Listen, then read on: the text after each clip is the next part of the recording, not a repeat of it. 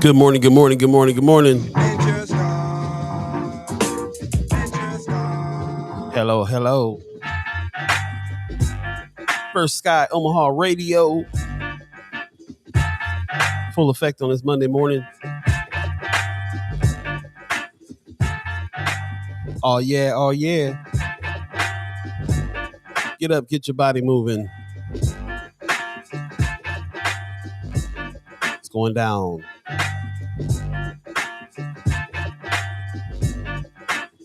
You know what time it is, 7 o'clock. Wake up. Put on that coffee. It's a Monday.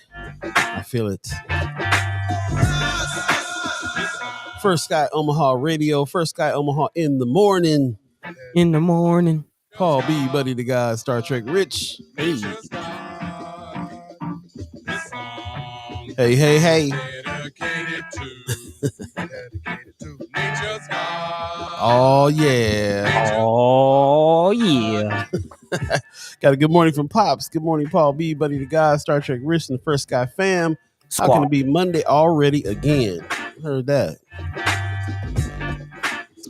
Good morning from Brother Melvin Mohammed. Assalamu alaikum, family. Alaikum salam, brother. Thank you for joining us early this morning. Alaikum salam. How's everybody's weekend? Let us know, of course. Judy Princess says, glad we can all be together again. I heard that. Hey, reunited, and it feels so good. Feels so good. Give her Snipes in the house. Good morning, y'all. What's happening, Miss Snipes? Hey. Always doing the good work. Once again, good morning, y'all. First Sky Omaha Radio. First Sky Omaha in the morning. In the morning. Paul Beeee, Buddi3 Da Gawd, Star Trek Rich. It is Monday, March 21st, 2022. And we're here with all of you. We got a good morning from Mark Manor. Good morning, brother. How you doing? Hey. Yep. Then, just want to thank everybody for getting up so early on this Monday morning and joining us. How y'all feeling? How was your weekend? Brother, let us know. Says hands on the wheel. Yes, drive safely. Yeah, please drive safely, bro. Leia Keister in the house with the morning. Wanda Lewis gives us a good morning. What's happening? How y'all doing? Yeah. For everybody out there making your morning commute, how's the roads treating you? How's everything out there? Please drive safely. What's the weather looking like out there? It's not too bad today. 60 right now. Good enough for all the bad drivers to come out driving bad. So it's yet another year Omaha got voted the worst drivers in the country. The whole country. Yeah. I almost got 3 accidents over some nonsense on the way over here. So, and no excuse. The roads are dry. Yeah. Kimber Snipes says not at the library anymore, so I got my weekends back in Chicago taking a break, but not from y'all. Oh, I appreciate that. Chi-Town. I still ain't gotten out to Chi-Town. I got to get out Windy there. City, never been, man. This is I was in and out. I always lay over in Chicago or something like that, but haven't spent no time yet. So yeah, I've driven through a couple times. It looks cool. Yeah, I'm gonna have to stop through one of these days, though, man. Chicago's definitely on my list. Yeah, I'm with that. How was your weekend, buddy? What's going on? It was cool. What did I do over the weekend? Didn't really do too much. Took the little ones to taekwondo, ballet, things like that. They had like a scrimmage at my son's taekwondo class, so that was kind of interesting. I'm a fan of UFC and mixed martial arts and things like that, so it was kind of nice, just seeing some good wholesome fighting, in combat. Some good wholesome fighting. Yeah. Well, it was they were still youngsters, they were still young people, but it was a couple black belts out there, so they had the skill, but they weren't necessarily trying to take each other's heads off. You know what I mean? It was good, some good sportsmanship, but some good action. So that was pretty exciting to see that. That's what's up. Yeah, man. My young man is he's 6 years old, but he just got his green belt, so he's advancing, breaking boards and stuff already. So yeah, man. Yeah, I'm excited. I'm excited for him. Definitely, because we got him into karate because he was kind of scared of a lot of things. He's scared of bugs and bees and not very confident in himself. So to kind of see that transformation, it's just a beautiful thing.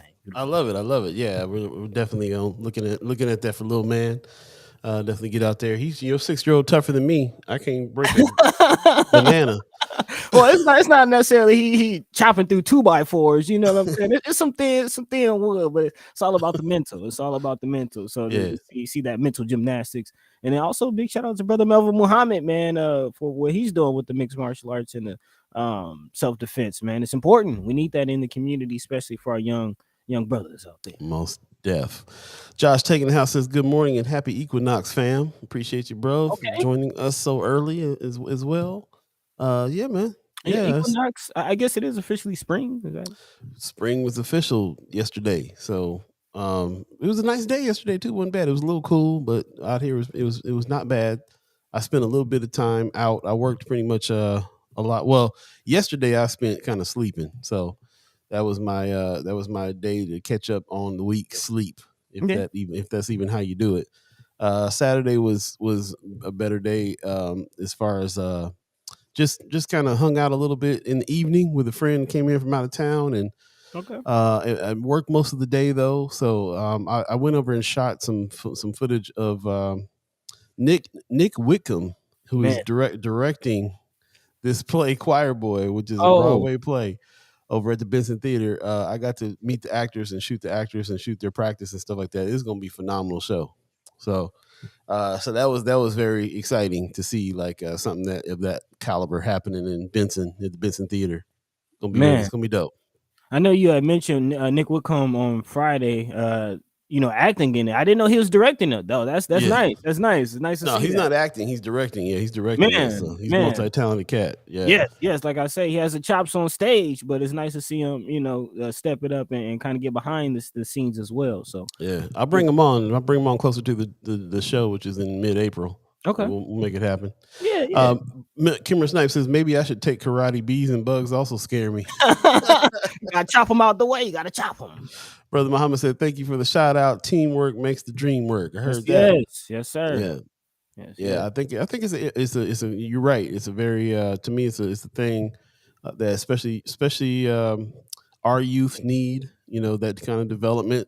Boys and girls. Everybody needs to have that confidence in their own body, have the ability to control their selves and their emotions and their fight response, and all that stuff. I think it's very important for sure. Because not only do they teach you how to break somebody down, but they teach you when not to break somebody down. You know what I'm saying? They even teach you how to build somebody up, even. Exactly. How to control it and have that self-discipline and confidence and just the mental things that a lot of our youth lack, man. Let's just be honest. Hey, we know Brother Muhammad's into it. Anybody else in the chat took martial arts classes when they were young or older or at all? How did it affect your life? I'd love to hear about it more. I got a cousin that teaches Kung Fu. And I'm thinking about taking. I'm like, you got some adult classes? I'll actually be taking me some adult classes. I was supposed to start yesterday, but I had a late night on Saturday working in the studio. So next week I will be starting my martial arts classes and defense training. Yeah. That's what's up, man. Yeah, I'm with that. Kind of joining the Moorish equivalent of the Fruit of Islam. Okay. The Moorish equivalent of Fruit of Islam. Yeah. So like the Nation of Islam and the Moorish Science Temple are two Islamic African American groups. Not necessarily African American, but two Islamic groups in America. And the Fruit of Islam is kind of the military arm of the Nation of Islam, and the Security Council is the equivalent for the Moorish Science Temple. Oh, that's what's up, man. Learn something new every day on that. Yeah, actually, been working on one of the Grand Sheiks from the temple down here to get them on to kind of talk about, what the Moorish Science Temple is. I don't think a lot of people know about it, but it predates the Nation of Islam, and kind of the Nation of Islam came out of the Moorish Science Temple.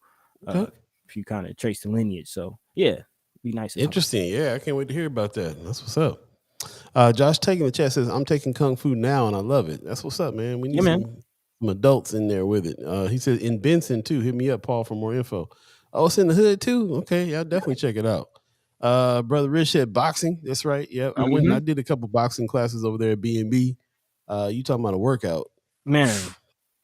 Yeah, and they don't play over there. No, they don't. I've been seeing more and more people from the community. Big shout out to DJ Jiki, Kitty Jiki with it. He's been over there, doing some bag work and things like that, man. So, yeah, if you're definitely interested in getting into some kind of mixed martial arts, some kind of combats, go ahead and check it out, man. B&B, shout out. And of course, we got for those who don't know, B&B is the housing spot for Bud Crawford, who we call the champ around here. So it's the Champs Club, and then also especially when you talk about mixed martial arts, of course you got to talk about Houston Alexander, who's over at the Y around the corner from B&B all the time. And I do believe that he goes in every morning, and he's like, well, who shows up? We can work out together. Come on through. So if you ever got any mixed martial arts questions, we have a champion in town, Houston Alexander. Definitely hit him up. Oh yeah. He's no scrub, man. He's got some good notable victories under his belt as a MMA fighter, man. So a lot of resources in Omaha, man. And that's what we're here for, is to point you in the direction, shine a light on some of the resources that's kind of falling by the wayside and hiding in the shadows in Omaha, if you will, man. There you go. If nobody's good about it, we will. That's right. We certainly will. Lucia Rodriguez gives us a good morning. Good morning. Thank you for joining us so early in the morning. We do have some things to talk about today. Buddy, what's on the agenda? Man, let's go ahead and talk about it, man. Supreme Court rejects challenge to law that lets investors take property over unpaid taxes. Continuing our conversation about housing justice, affordable housing, however you want to call it. Again, people need homes. People need a roof. And there's always a hurdle to achieve that. So we'll talk about if you have one to try to keep it even. Hey, again, getting in one is hard, but keeping it seems to even be its own challenge. So we'll definitely talk about that. Also, some healthcare news coming out. Although people are kind of getting over the pandemic now, and it does seem like the light is finally at the end of the tunnel. Now reports are coming out about the flu. Just when you think the pandemic and coronavirus, now the flu is making an ugly turn. There are some increases in common cold and influenza A, and there's actually a notable name. A Supreme Court Justice, Clarence Thomas, has been hospitalized with an infection, and it is reported that he has flu-like symptoms. So you talking about the Clarence Thomas whose wife was at the January 6th rally? Yes, Omaha's own. Yes. Miss Thomas was at the insurrection, and now her husband is in the hospital. Caught the flu-like symptoms. Yeah. So we'll talk about that. Also, this is something we definitely have to talk about. We will be having a special guest from Flatwater Free Press coming on a little later on. And she's having an article, and they're continue reporting on Nebraska's prisons. And now there's a lawsuit going out that we definitely want to point your attention to. The hearing is actually today. Attorney Tim Ashford is suing Omaha over racism in the court system. So we'll definitely talk about that. And then, of course, get into the Flatwater Free Press article in regards to a new law that could let prisoners get out early, but it's not being used in that way. So we'll definitely talk about that coming up and more. And of course, if there's anything on your hearts, your minds that we're not discussing that you feel like we should, something that we might be missing, let us know. Of course, this is First Sky Omaha in the morning. Paul B, Buddi3 Da Gawd, Star Trek Rich, all of you, Fresh Monday edition. Let's go.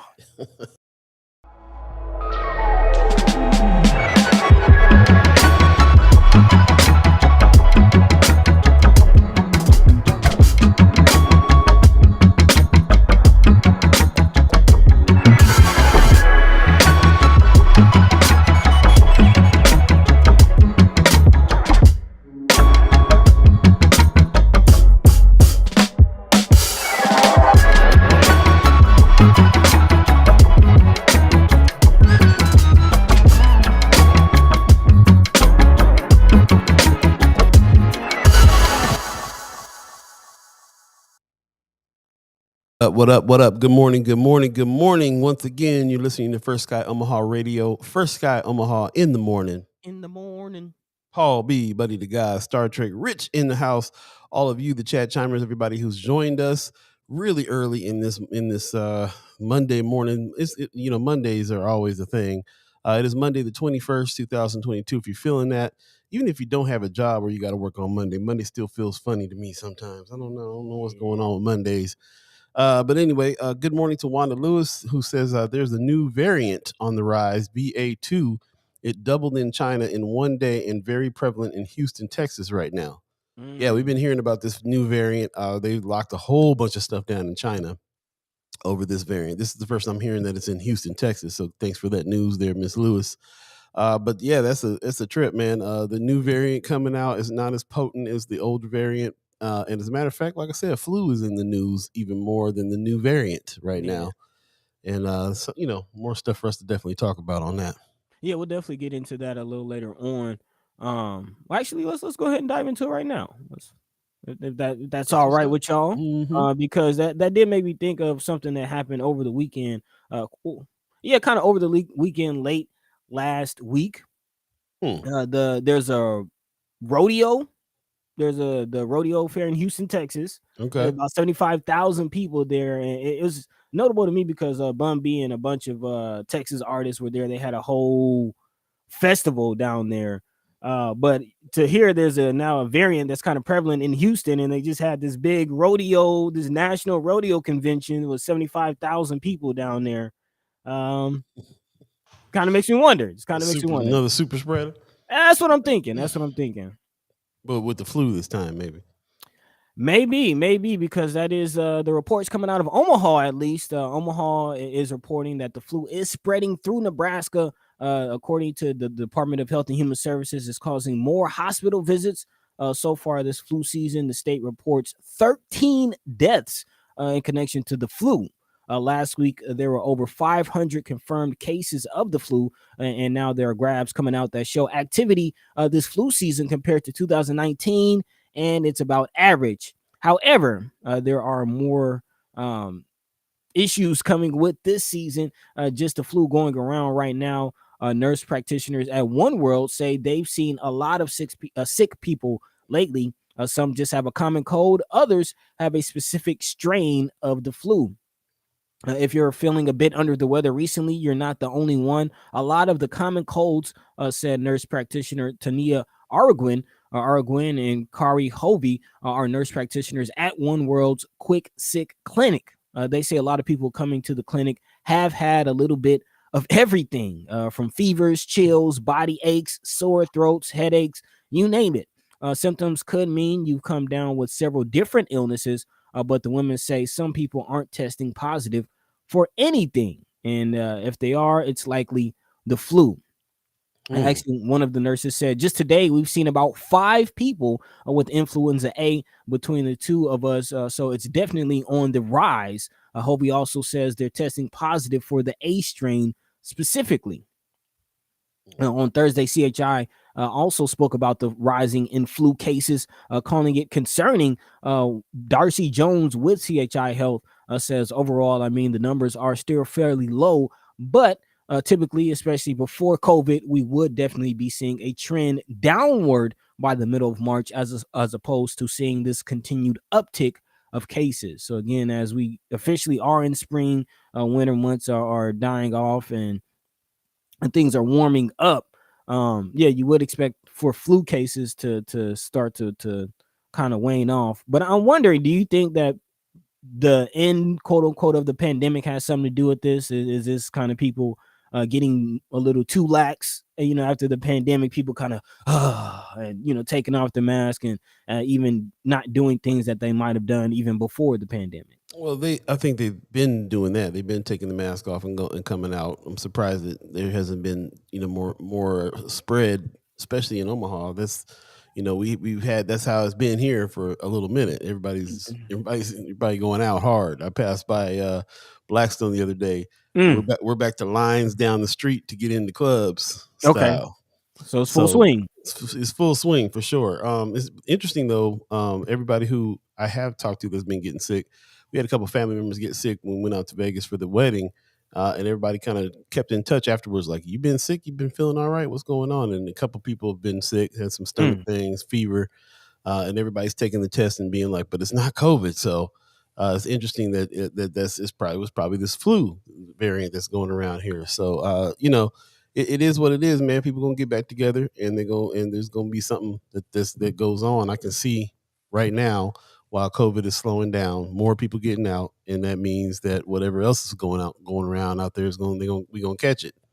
So is what it is. Miss Erica Felt in the chat said yesterday was my first day going just anywhere without a mask. I felt bold, and hearing this makes me feel foolish. I don't know. I don't know if you ought to feel foolish about it, because I do feel like they've taken the mask mandate down, for a reason. We all know now that you can get your shots and still catch it. And we know that is dying down, as Miss Wanda Lewis just said, or you kind of mentioned with the BA2.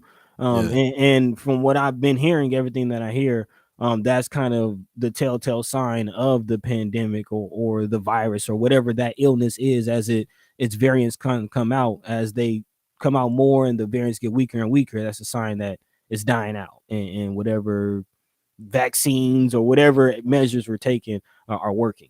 Yeah. Miss Eric Felt wants us to remind everybody, though, we're not saying the vaccine, don't get your vaccine. Definitely get your vaccine. She said, please remember that my son's father spent January and February hospitalized, unconscious for 10 days, now gets dialysis 3 times a week, now has a terrible stutter, and is honestly broken due to COVID. Man, he was never immunized. And that is one thing that hasn't been talked about a lot, is the long-term effects, and even after you catch COVID and maybe go through the hospital and be able to come home and quote unquote get over it, there's still lasting effects. I mean, I've heard that mostly with athletes who catch COVID and struggle with their performance coming back, whether it's just mind, grogginess, not being as sharp mentally in the game, or even physically, some people not having their wind back, things like that. Wow, that's rough. Yeah. Miss Erica Fell says, I'm hoping my flu shot covers the flu variant going around. Yeah, I don't know. It seems like it's a really, really new variant that's happening that they're identifying now. That is a good question, because I do kind of wonder now that is mentioned, because as a lot of people were getting their COVID vaccine, they're also getting their flu shot. So this is kind of surprising to see. You would think that more people would have their flu shots than usual. I think so, and the fact that this new thing is going around makes me feel like that flu shot probably did not cover this new variant. Probably. So, I tell you what, man. I told you, like I was telling you before, I've never gotten off of a plane without being sick. And then when COVID started and everybody had to wear masks, those were the first two times that I've ever gotten off a plane not sick. And I was like, I will forever wear a mask on the plane. I don't care what's going on. And that's even past COVID, beyond COVID, flu, and everything else. Like the recycled air in the planes and stuff like that, it's gonna have me wearing a mask all the time, every time I fly.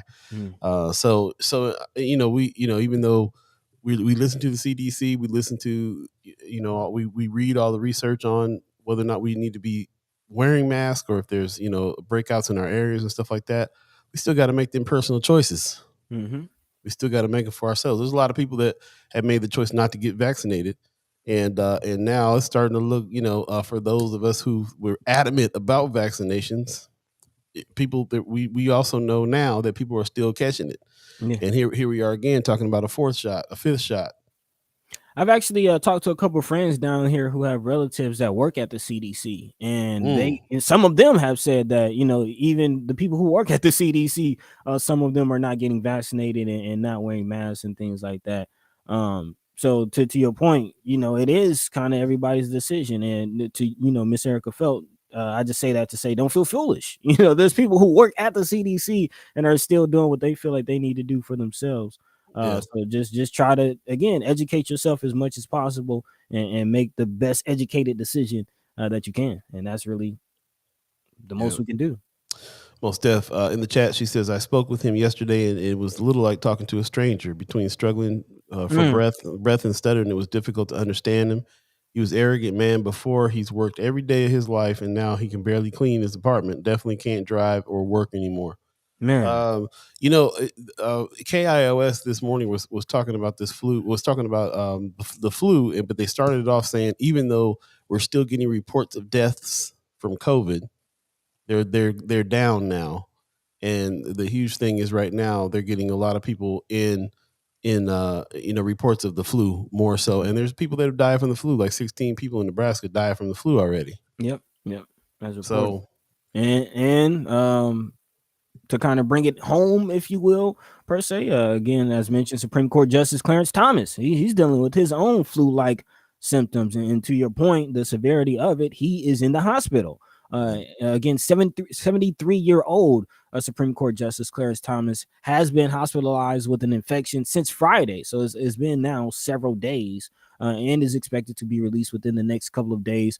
That's according to the court. He was admitted to Sibley Memorial Hospital in Washington, D.C. on Friday evening after experiencing quote-unquote flu-like symptoms. In a court statement, it was mentioned that he underwent tests, was diagnosed with an infection, and is being treated with intravenous antibiotics. His symptoms are abating. He is resting comfortably, and he expects to be released from the hospital in a day or two. Again, during his absence, the Supreme Court proceedings, Justice Thomas will remain involved in consideration and discussion. So he is still working. So it's not too severe for him not to be able to work. He will be hearing recordings of oral arguments and also be able to read written materials. But Thomas is one of the conservative judges on the high court and has served for over 30 years. So again, he's been on it for 30 years. Yeah. I don't know how much he's been serving. Man, for a little time. Well, I get what you said. But again, in a statement, the court did not say why it waited 2 days to reveal the news of his hospitalization. And also NPR's Nina Tottenberg has reported the health of Supreme Court Justice is often cloaked in mystery. So they're not very open about this. So the fact that they did release this is kind of interesting. And the fact that, again, that this flu-like symptoms were severe enough to hospitalize him for a few days is concerning as well. Yeah. Well, hoping don't ever want to see nobody get hurt. So hoping he recovers. Tamika Johnson in the chat says, I agree 100% regarding planes. Public transportations will wear a mask during travel permanently for good, bro. If I'm gonna get on the bus, I'm gonna be having a mask in my pocket. Brother Muhammad says, wash your hands, wash your ass, wear your mask. And he's giggling, but I like to make a song out of that one. Though. Hey, Brother Muhammad always be coming with the quips and the rhyming, the rhymes and things like that. I like. He's a poet. He's a poet. Yeah, indeed. Miss Erica Fell said President Obama tested positive last week. We didn't get a chance to report that, but yeah, he did test positive for COVID and told everybody get vaccinated and get that mask on because it might have been a lot worse for him if he wasn't. I did not hear about that. Yeah. So, yeah, man, so much misinformation, variations on information, some information even coming from reputable sources that changed because of learning new facts about the whole situation. I mean, you got to kind of figure it out for yourself. And, of course, there's some things that they figured out early that will help. Social distancing, washing of the hands, wearing of the masks, and for some, getting the vaccine. Man, I know some folks that are allergic to the things in the vaccine and can't take it. Their doctors have told them. Yeah, right. Well, there's no eggs in the COVID one. There's eggs. There is egg in the flu vaccine usually, and so there's a lot of people can't take that because of things that they're allergic to. So between making the choice for yourself and also whether or not your body can even accept it, you got to talk to your doctor and get some advice and figure it out. Yeah. So. Also, while we're talking about it, just to mention, the United States Postal Service does offer free at-home tests. So if anyone is interested or concerned about it, still, you can get an at-home test from the United States Postal Service. Just go to USPS.com and there's a link there where you can order it. Yeah, we ordered a couple of those. I took them with me out there too. I was in any little coughing, little anything. I was swabbing up, seeing what was up. So I've been getting emails about it, but I haven't necessarily ordered any myself. Is it like how's it work? Is it just like the ones you go to the thing? You got to take the swab out and swab in your nose, and they got a little liquid thing that you pour the liquid in, and then you put your swab in. Swish it around, make sure you get all the stuff off of the swab, and then you pour that liquid on a little strip like a pregnancy test style. 1 bar comes up, you're good. 2 bars comes up, you got COVID. Okay. Or I should say, you got some indicators that you need to go find out if you have COVID.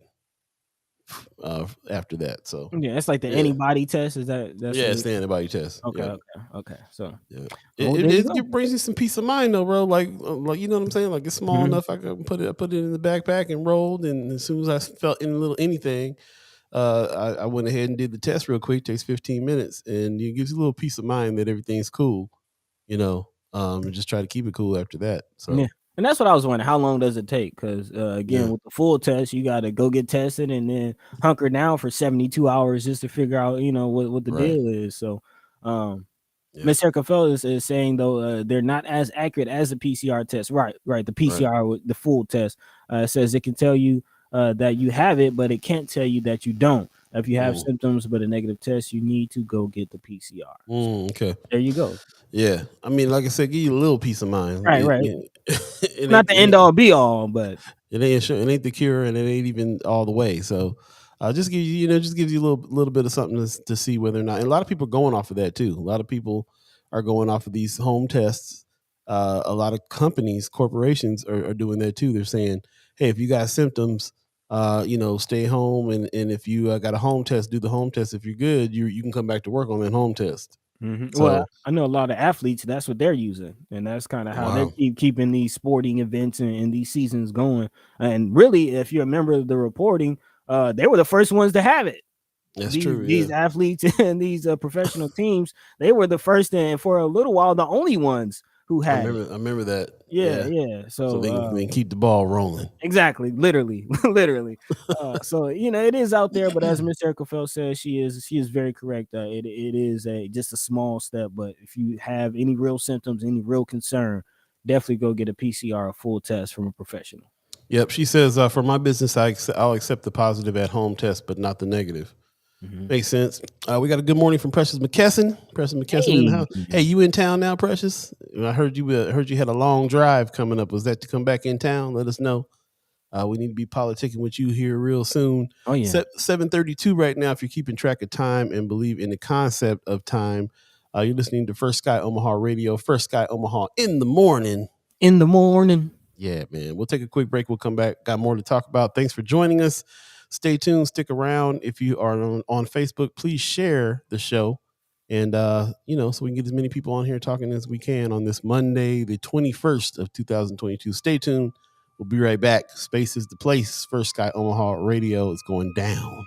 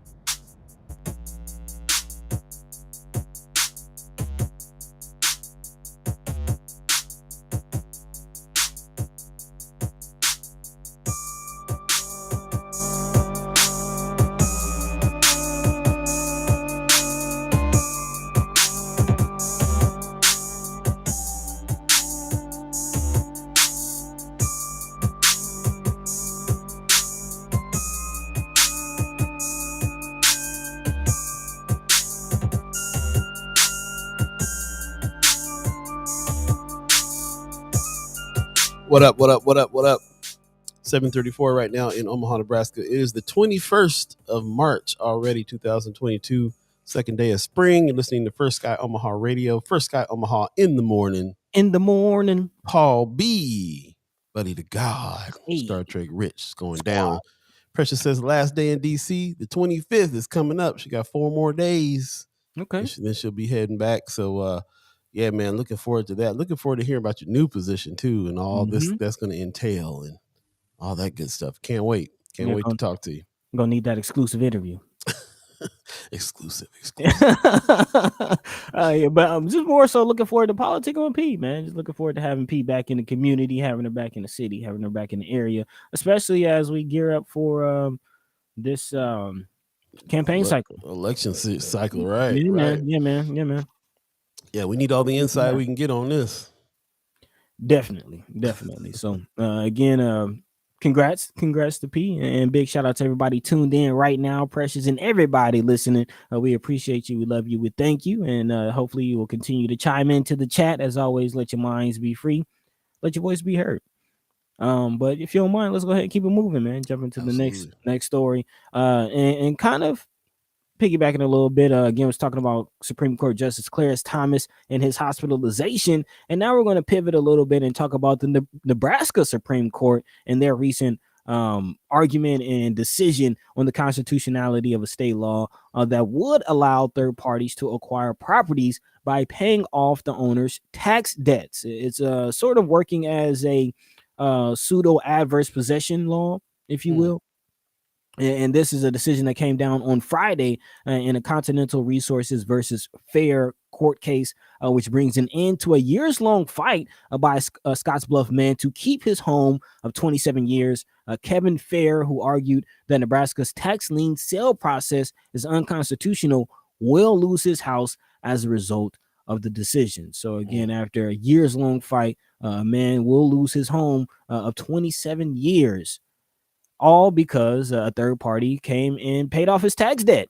Fair and his wife, Terry, who actually passed in 2019, lived in a modest home valued at just under $60,000. That's according to court documents. And they owned the home outright.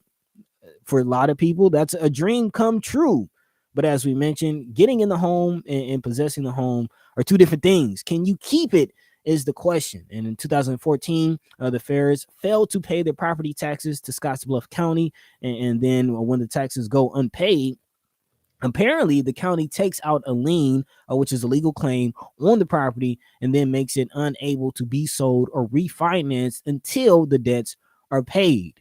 These liens are advertised in a local newspaper and sold to third parties. Once a third party purchases that lien and pays the homeowner's debt, they begin paying taxes on the property. And after 3 years of paying those taxes, the third party can then apply for a tax deed, which also gives them ownership of the property. However, they are required to notify the owner of their intent to obtain a property tax deed, so that the owner does have the opportunity to pay the debt. But again, in instances where the debt is sometimes in the thousands of dollars, property owners don't have the money on hand.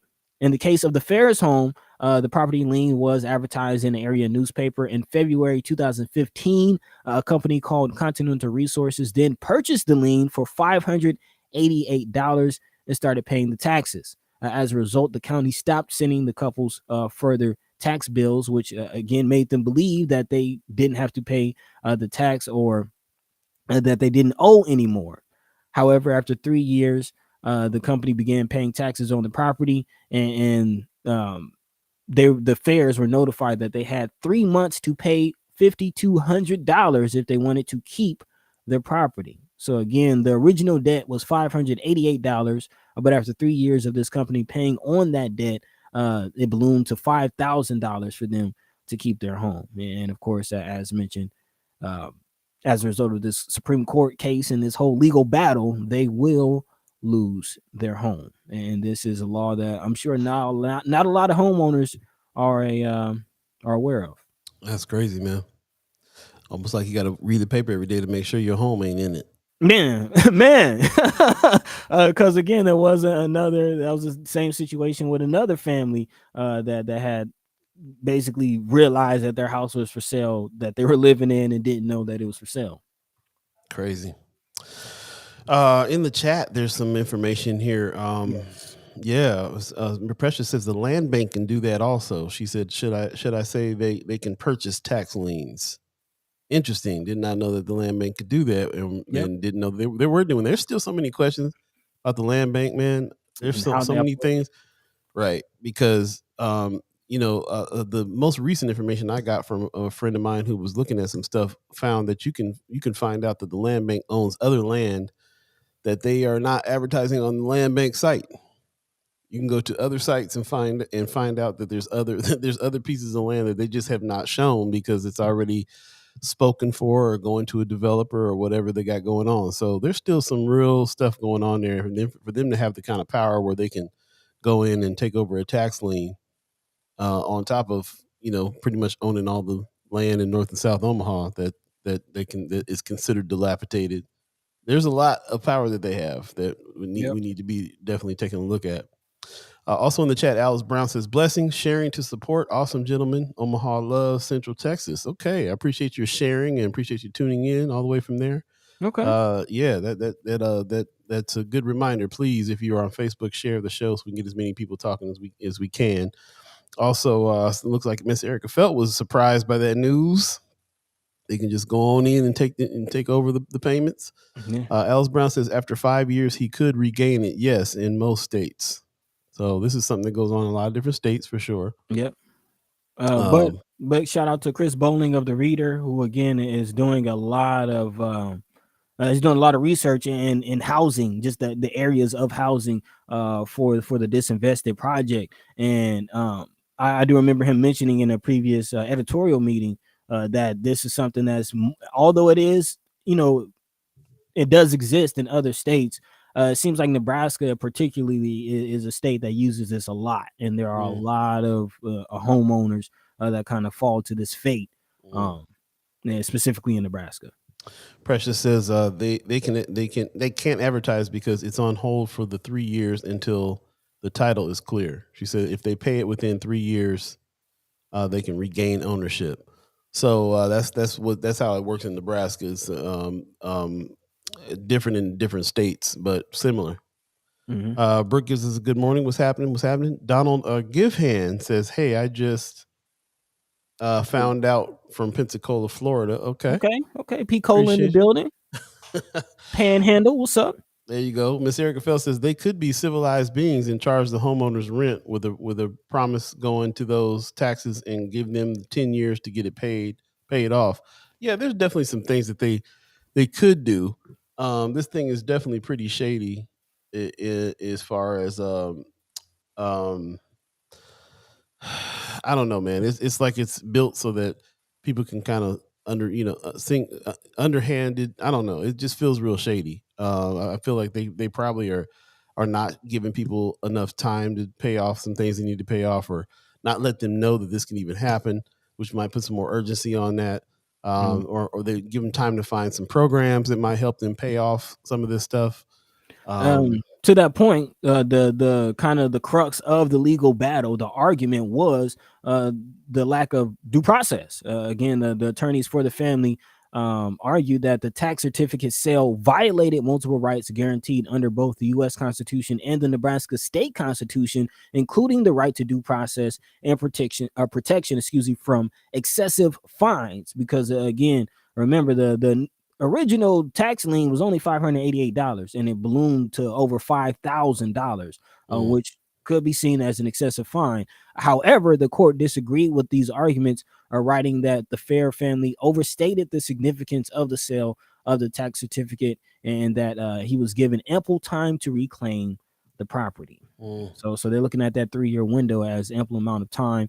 In the ruling issued by the Supreme Court on Friday, they did affirm the lower court decision to award the tax deed to the Continental Company. According to Legal Aid for Nebraska Affairs attorneys are reviewing the decision and determining next steps, including potentially seeking review by the U.S. Supreme Court. So this could possibly be Nebraska finding itself in the United States Supreme Court over how they handle this issue. Wow. So this could escalate. Craziness. We got Willie Williams, our Southwest correspondent. We ain't heard from in a while. Says, good morning, fellas. Keep sharing. Appreciate you. Keep doing what you're doing too. Appreciate you very much. Yes. Thank you. Kateri Jimenpeto says, good morning with some sunshine. Appreciate that. Let it in. Miss Erica Felt is saying poor tax. Man, that's kind of how it was feeling.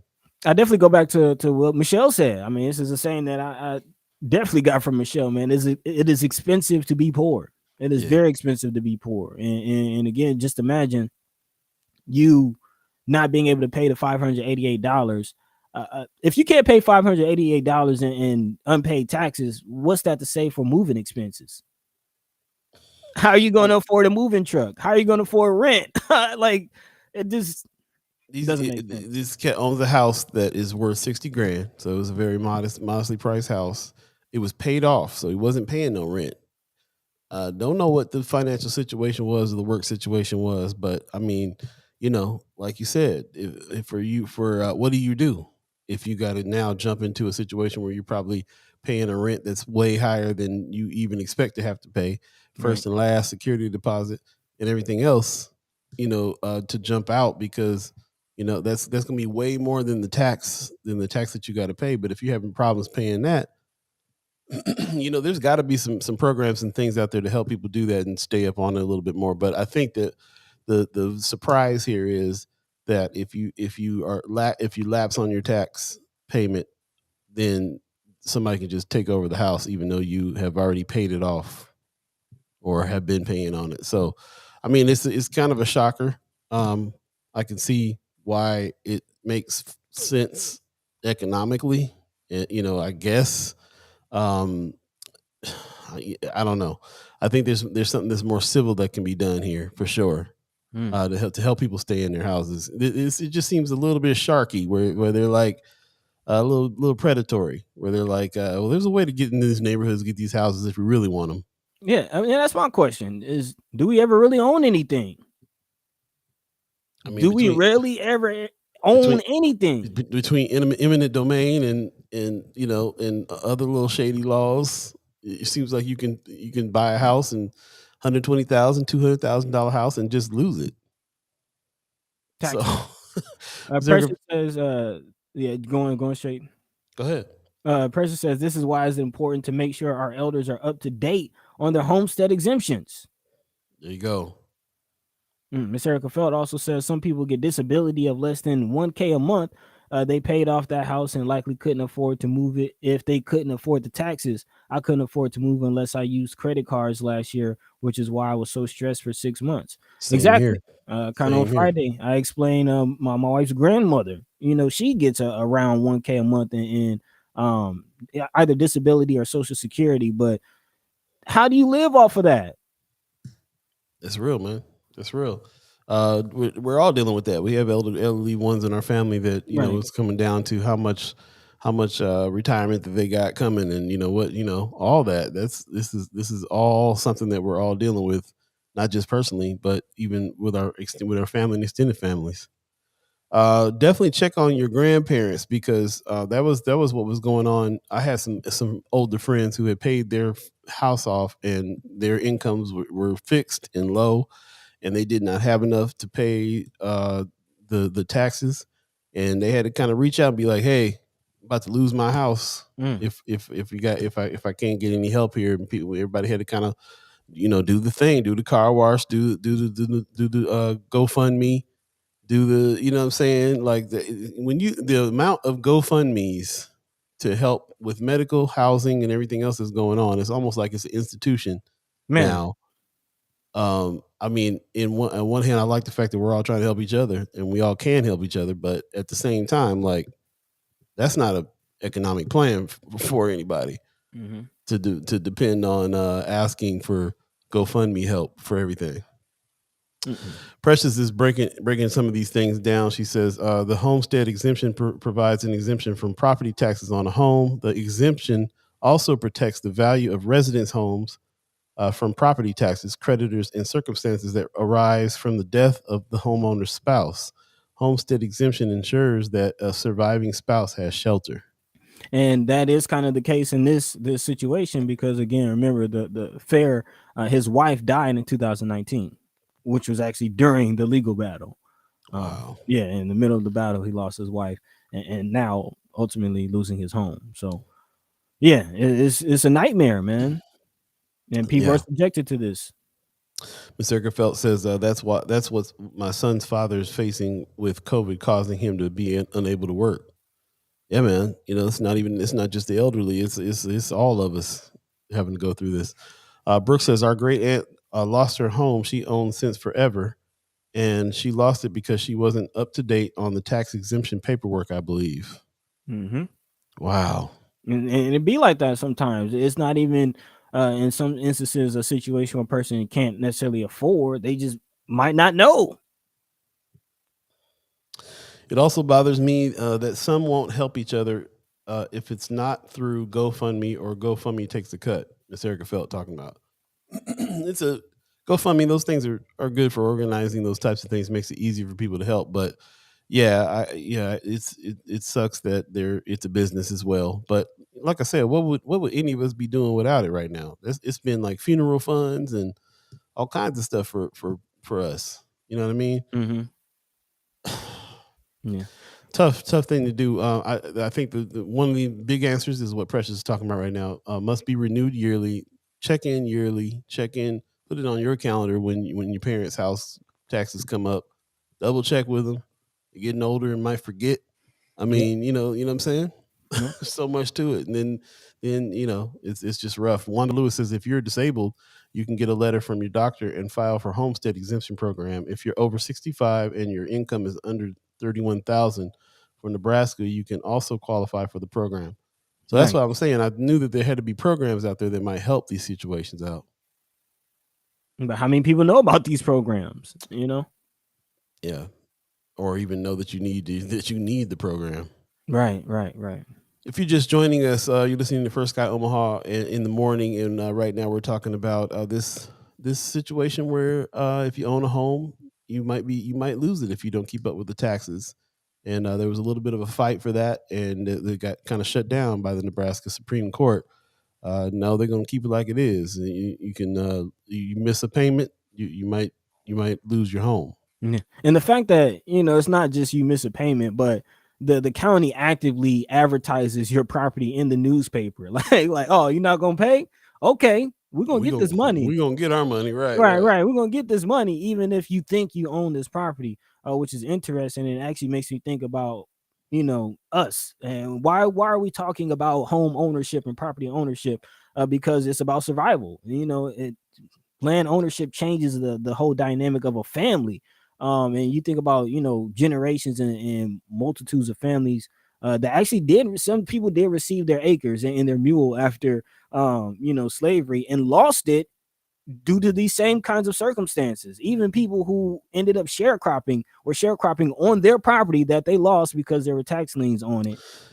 And that's what feels predatory about this. It's just like one more tactic for them to just take your land. That's what it is. And that's why I'm actually excited that Legal Aid of Nebraska and the lawyers involved with this are considering advancing this to the U.S. Supreme Court level, because this could be landmark, man. Pun intended. There you go. The chat's going off right now. Leah Keister says minimum wage was supposed to be designed to make sure we can meet their minimum needs, housing, medical, etc., with minimum wage. It's sad. Yep. Yeah, we ain't nowhere near close to that. Wanda Lewis says some people will never qualify, especially if you're married. Yeah. Wow. Miss Erica Felt says Wanda Lewis, being declared disabled can take over a year, though. I wonder if you must be legally declared disabled first, because they may make it too late. The hoops for some of these programs as well. We always talk about. Also, Chelsea Epperling says, I saw a TikTok promoting this as a way to get a house. It just feels really sketchy to take advantage of people who are struggling. I mean, that's capitalism. Yeah. To get over on the next person, get them struggling and get over on them. That's what it's about. Wanda Lewis says, I was just saying, capitalize on people's downfall. There you go. Wanda Lewis says you can go to Douglas County Treasury Department and type in the address. It will indicate a tax lien if it's in the red. Man, for you to have to go to the newspaper and go to the website to see if your house is on lien is crazy. We'll move on from this topic. We're about 5 minutes before the top of the hour. Second hour of First Sky Omaha coming together. Kimra Snipes is off topic, but she says LB 121 has first round debate tomorrow. This bill will remove the lifetime ban on supplemental nutrition assistance programs, the SNAP program, eligibility for individuals with certain drug-related convictions. You can contact your state senator using a simple link. She put the link in the chat. Definitely check that out. We are in the midst of sessions right now. Bills are being battled. LB 121 is another one. So yeah, definitely something to keep your eye on for sure. And talk to your representatives about how you feel about it. They're in there battling now. Write them a letter. Yeah. Let's take a quick break. 7:55. If you believe in the concept of time, yeah, man. 5 minutes before the top of the hour. If you got somewhere to be at 8 o'clock, you got 5 minutes. So yes, Leia Keisha said, I hope this story gets national attention. Just might. Hopefully. Just might. Like Buddy said, it might be a landmark case that happens here. So we will see. We'll take a quick break. Stay tuned. First Sky Omaha in the morning. In the morning. Paul B, Buddy the Guy, Star Trek Rich. Chat's going off. Chat's going off. Chat's going off. We'll be right back, y'all. Stay tuned.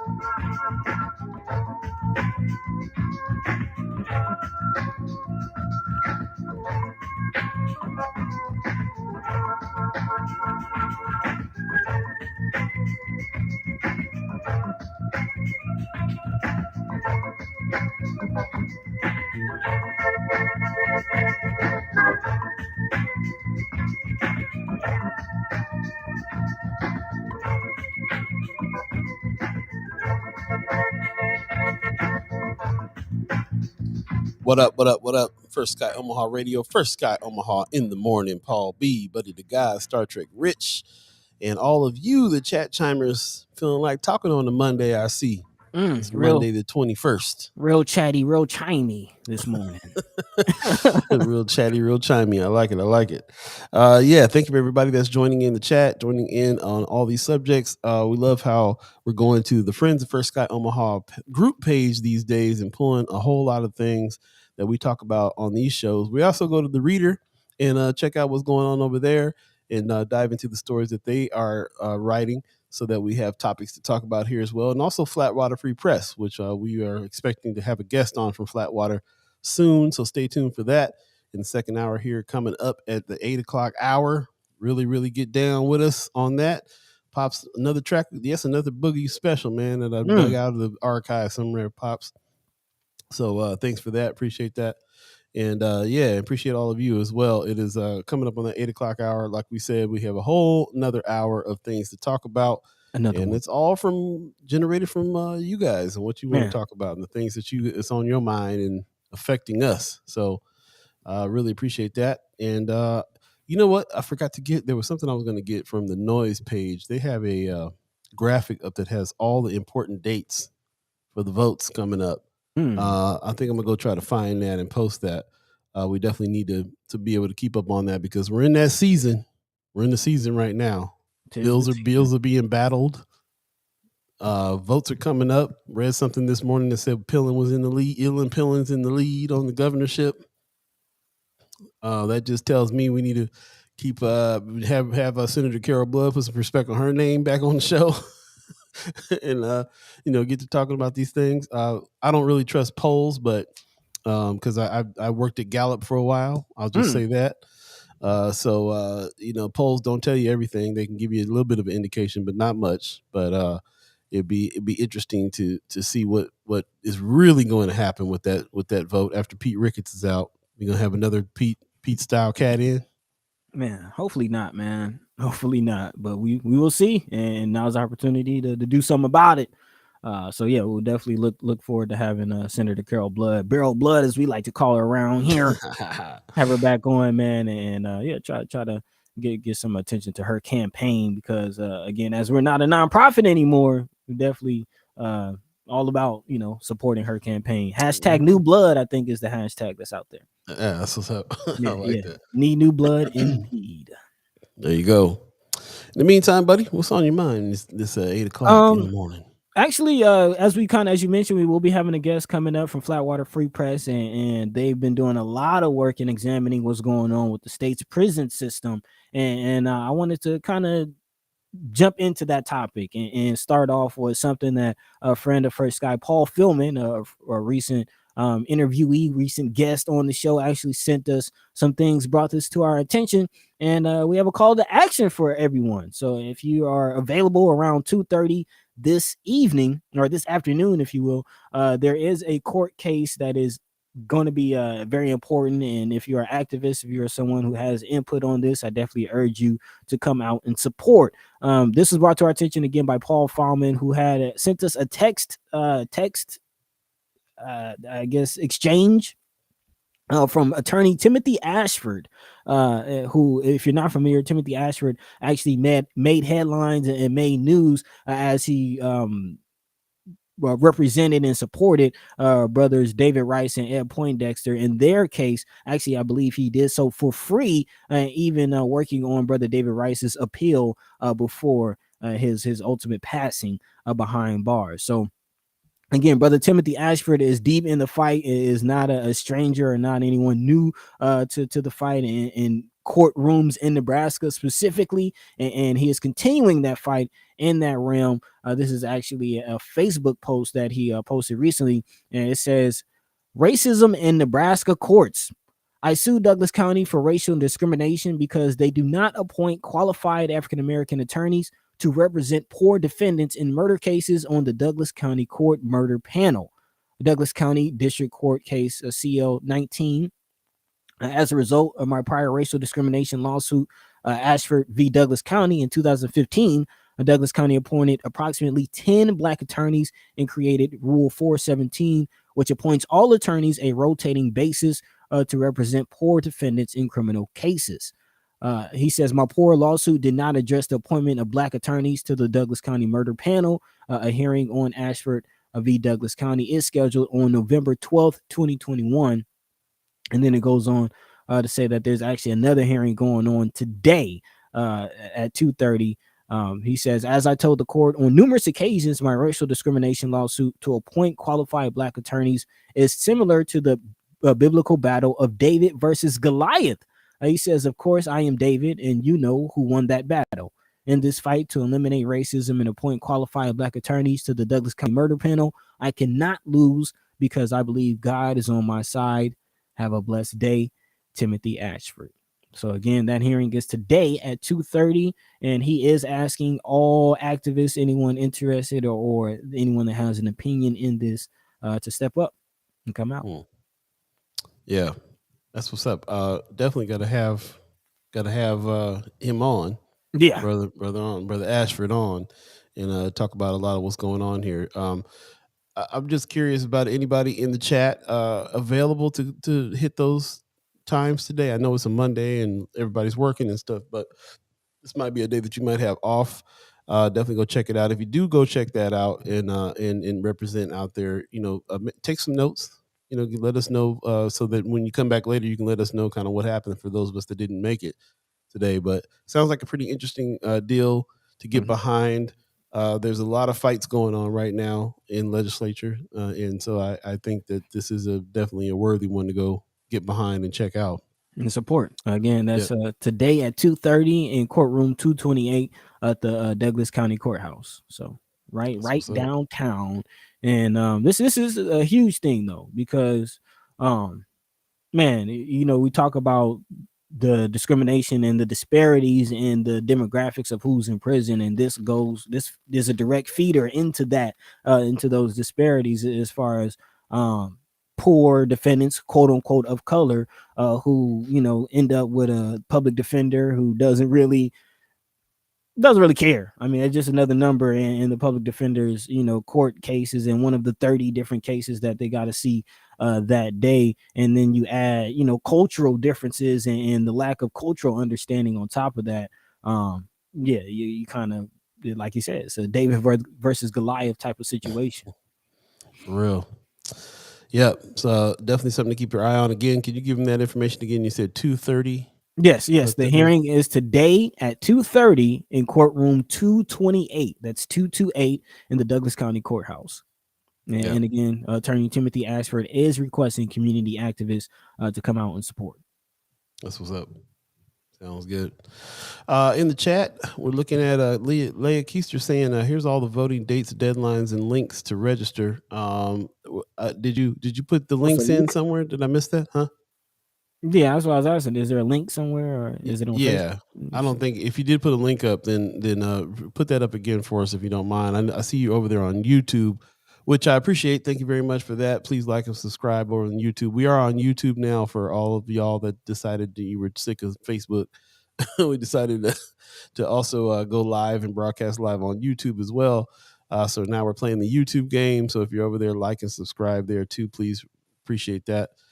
Tonight Patterson says white killers, second degree or less. Seems like a little bit of a pattern there for sure. Sometimes. Yes, Wanda Lewis talking about Brother Muhammad's meet and greet fundraiser tomorrow at Black Coffee 5:30 to 9. These are some of the haps that we'll definitely be talking about here towards the end of the show. Yes. We also had the walk for Brother Ernest that was talked about in the chat again as well, and we'll definitely be talking about that in the haps a little later on the show. So thank you for putting your haps in and keeping it on top of mind, what's going on and what we need to be supporting and going and checking out and supporting. So yeah, really appreciate that. Yeah, we'll definitely keep looking for that link, voting dates and deadlines and links to register. Yes, Leia, if you do have that, then go ahead and second time posting the link. Can you see it? Can't see it. I wonder if it's because you're trying to do it from YouTube. I'm not sure. That's a good point. I have to go back and look. That's some new info there. Yeah. So sorry about that. You can shoot it to first Sky Omaha at gmail.com. And I'll pick it up here and see if I can get it in the post on our side if you have that link for us, if you can't get it through there. Yeah, but definitely important information that we need to be trying to stay up on, because it is that time. It's easy to forget. And if you listen to us pretty regularly, Monday, Wednesday, Friday, we're here, then, we'll try to keep everybody up on those dates as well. So just, just help each other, remind each other how to get down so we can make some change here and get some people in seats. Yeah. And definitely going back to this Timothy Ashford situation in connection to the legislation, or not the legislation, but the election. Dave Pantos, if we have an attorney that's kind of the lead attorney in the county, that there might not be a need to sue the county for racial discrimination in the courts. And it seems like Dave Pantos might be, one who gets it. So just keep that in mind. Continue to educate yourself. What do these positions do? What's the impact? I mean, he's trying to beat Don Klein, which I feel like anybody but Don Klein is what I feel like. Yeah. But also somebody who does get it. We definitely talked to him when he came on the show, and I witnessed him speaking over at Culture House as well. Sounds like he definitely does more than just get it. He's actually doing the work. He's actually one of the attorneys that are helping people with the housing right now, pro bono. So yeah, that's what's up. I appreciate that, Leia.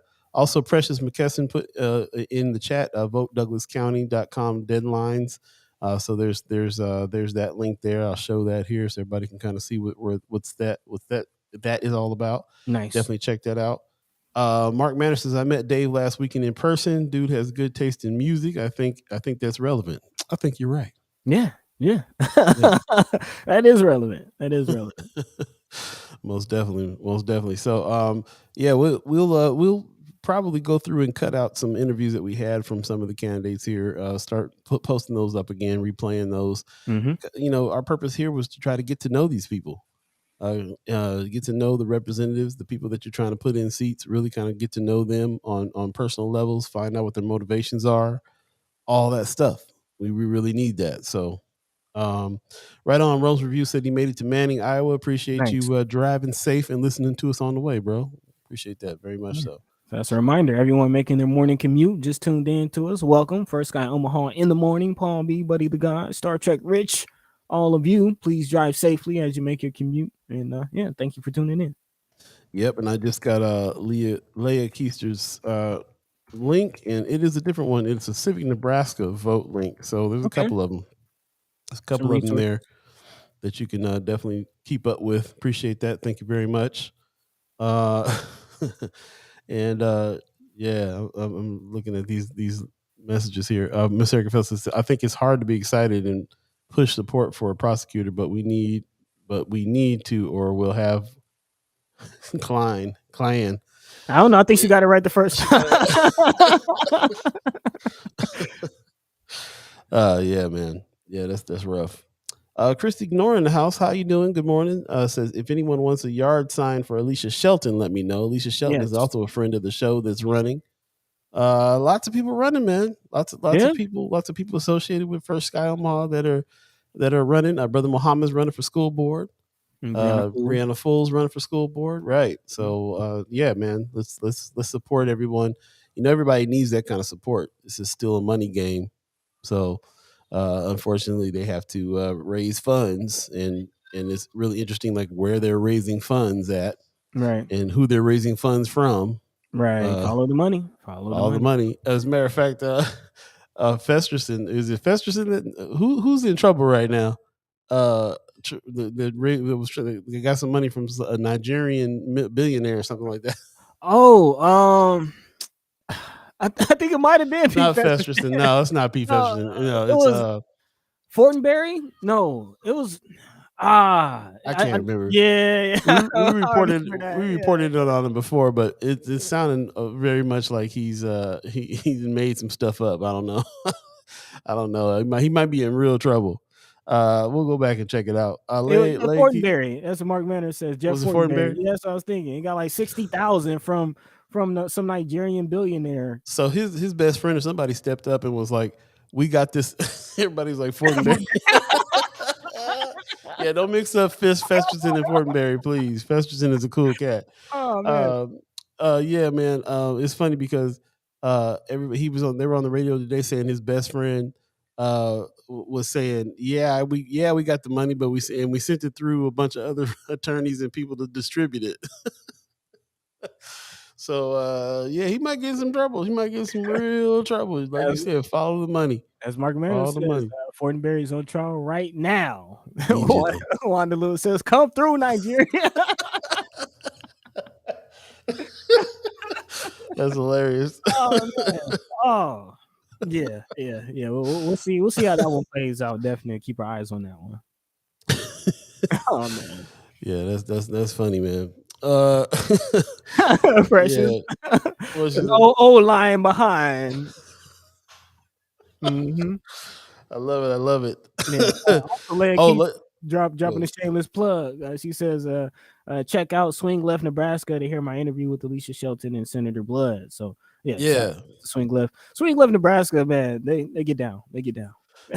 We're gonna have to try to collab a little bit on some of that stuff, because we got some platforms coming up. We would love to have your podcast featured as well. So we need to definitely talk about that. Yes.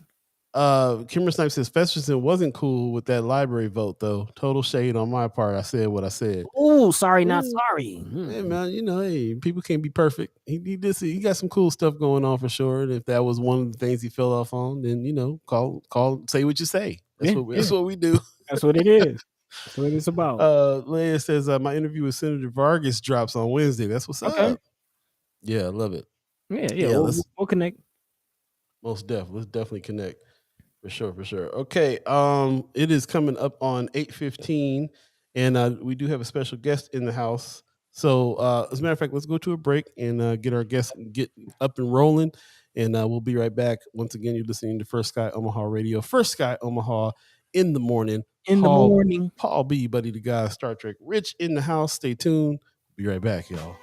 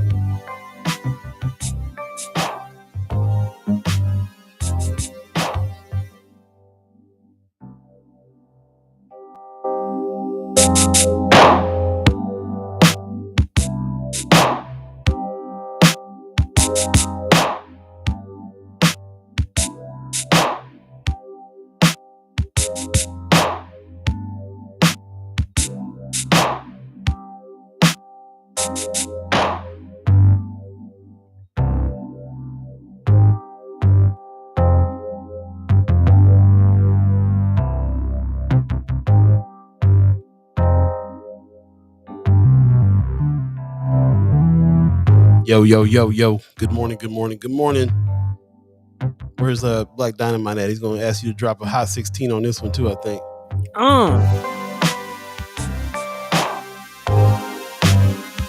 Yo, you're listening to First Sky Omaha Radio, First Sky Omaha in the morning. Paul Beeee, Buddi3 Da Gawd, Star Trek Rich is going down on this Monday, the 21st, 2022. It is 8:15 if you believe in the concept of time. And we got a special guest in the house. We're just going to go ahead and bring the guest on in, if you don't mind. Ladies and gentlemen, Natalia Alamdari from Flatwater Free Press. How are you this morning? Hi, I'm good. How are you? Good. Can you hear us? You hear us okay? Everything good? I can hear you. Cool. Okay, you never know tech difficulties. They have a mind of their own. But welcome. Thanks for joining us this morning. Actually, welcome back, if I'm not mistaken. Welcome back. Yeah. It's been maybe a month or so, I think. Yeah, has it been that long already? Wow, man. I mean, time we are about 25% into the year already, man. So time is definitely flying. But thank you for joining us, and again, welcome back. For those who aren't familiar, again, Natalia is one of the journalists with Flatwater Free Press, doing the good work, letting the people know what's going on across the state, and more specifically, just released an article talking about corrections and some of the laws going on. So yeah. What's this article about? What are we looking at? What's going on?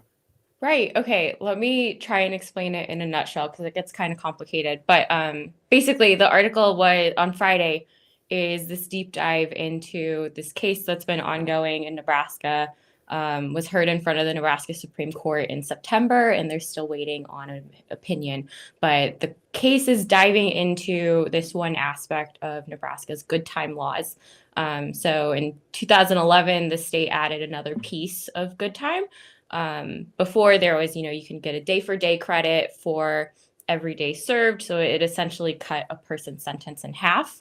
In 2011, they added another piece where after a year of being in prison, a person could earn 3 days every month with good behavior to shorten their sentence.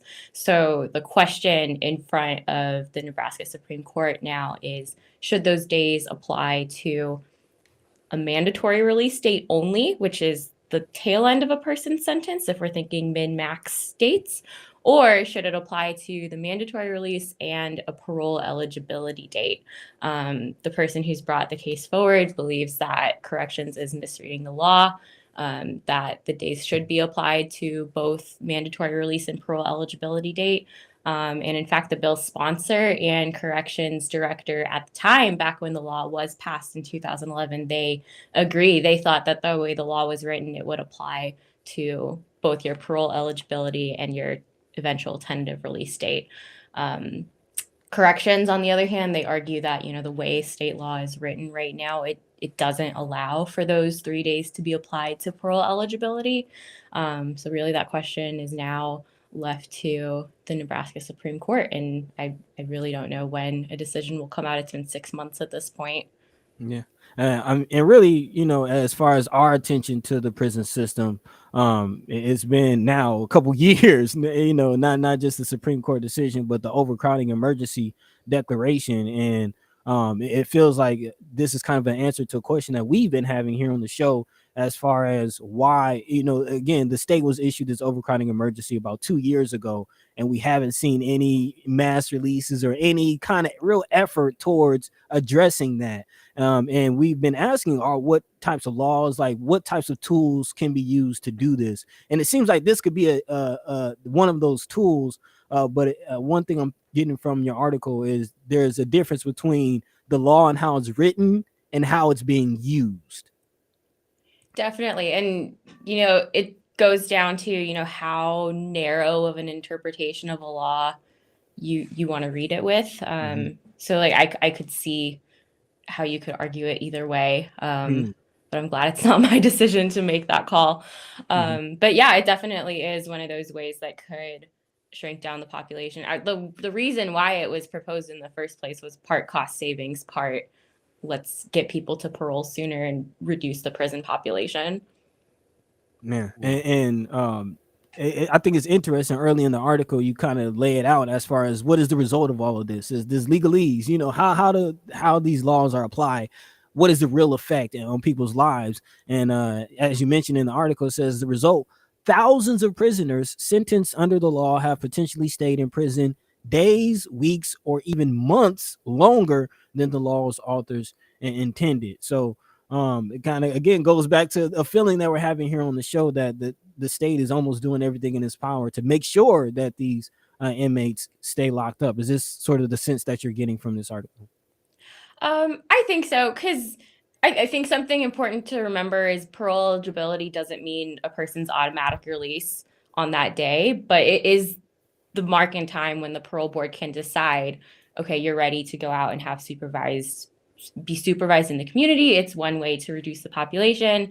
It's something, accelerating the parole process is something that's come up in the CJI report, all the research that's been done in the past year. I'm sorry, could you ask the question again? I forgot what specifically you asked. Just more so asking, I'm sorry, I'm going through this article, but more so asking as far as how it's being used. If you were able to see whether or not, if that's what it looks like to you, that it's being used that way. Right. And is Sure, that sure. their intention of how they're using this law? Right. So 191 good time applies to everyone sentenced since that law went into effect. So that's 10 years worth of people. A chunk of those people wouldn't have been parole eligible. They would have had probably a flat sentence. But of the people who are parole eligible, like it says in the article, that's thousands of people who could have been eligible for parole sooner, could have had the chance to get out into the community sooner, be making money, have a place to live, things like that. And something else that's counterintuitive to it too that I want to bring up is, parole eligibility is thought of as, it's been described to me as like a carrot to work towards, is how people have put it. And if you're taking away that, if the whole point of those 3 days is it's supposed to incentivize good behavior, but then it's not applying to that first day that you could possibly get out, that earliest point in time, it's not really making any difference.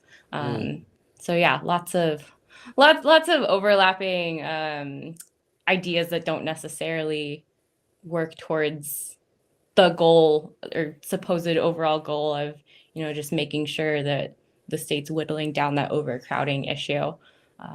Yeah, like you're saying, it definitely feels like, in after looking through your article too, that they're just purposely trying to keep people in. And it goes along with what it seems like they're doing, which is trying to build a new prison and be able to have as many inmates in there as they can. Like Wanda Lewis says, they're saying if a new prison was built, they would still run out of space by 2035 without prison reform.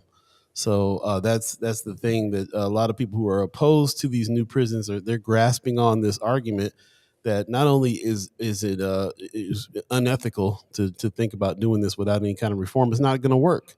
It won't even work without reform. So they'll have to build a new prison again, in after 10, 15 years.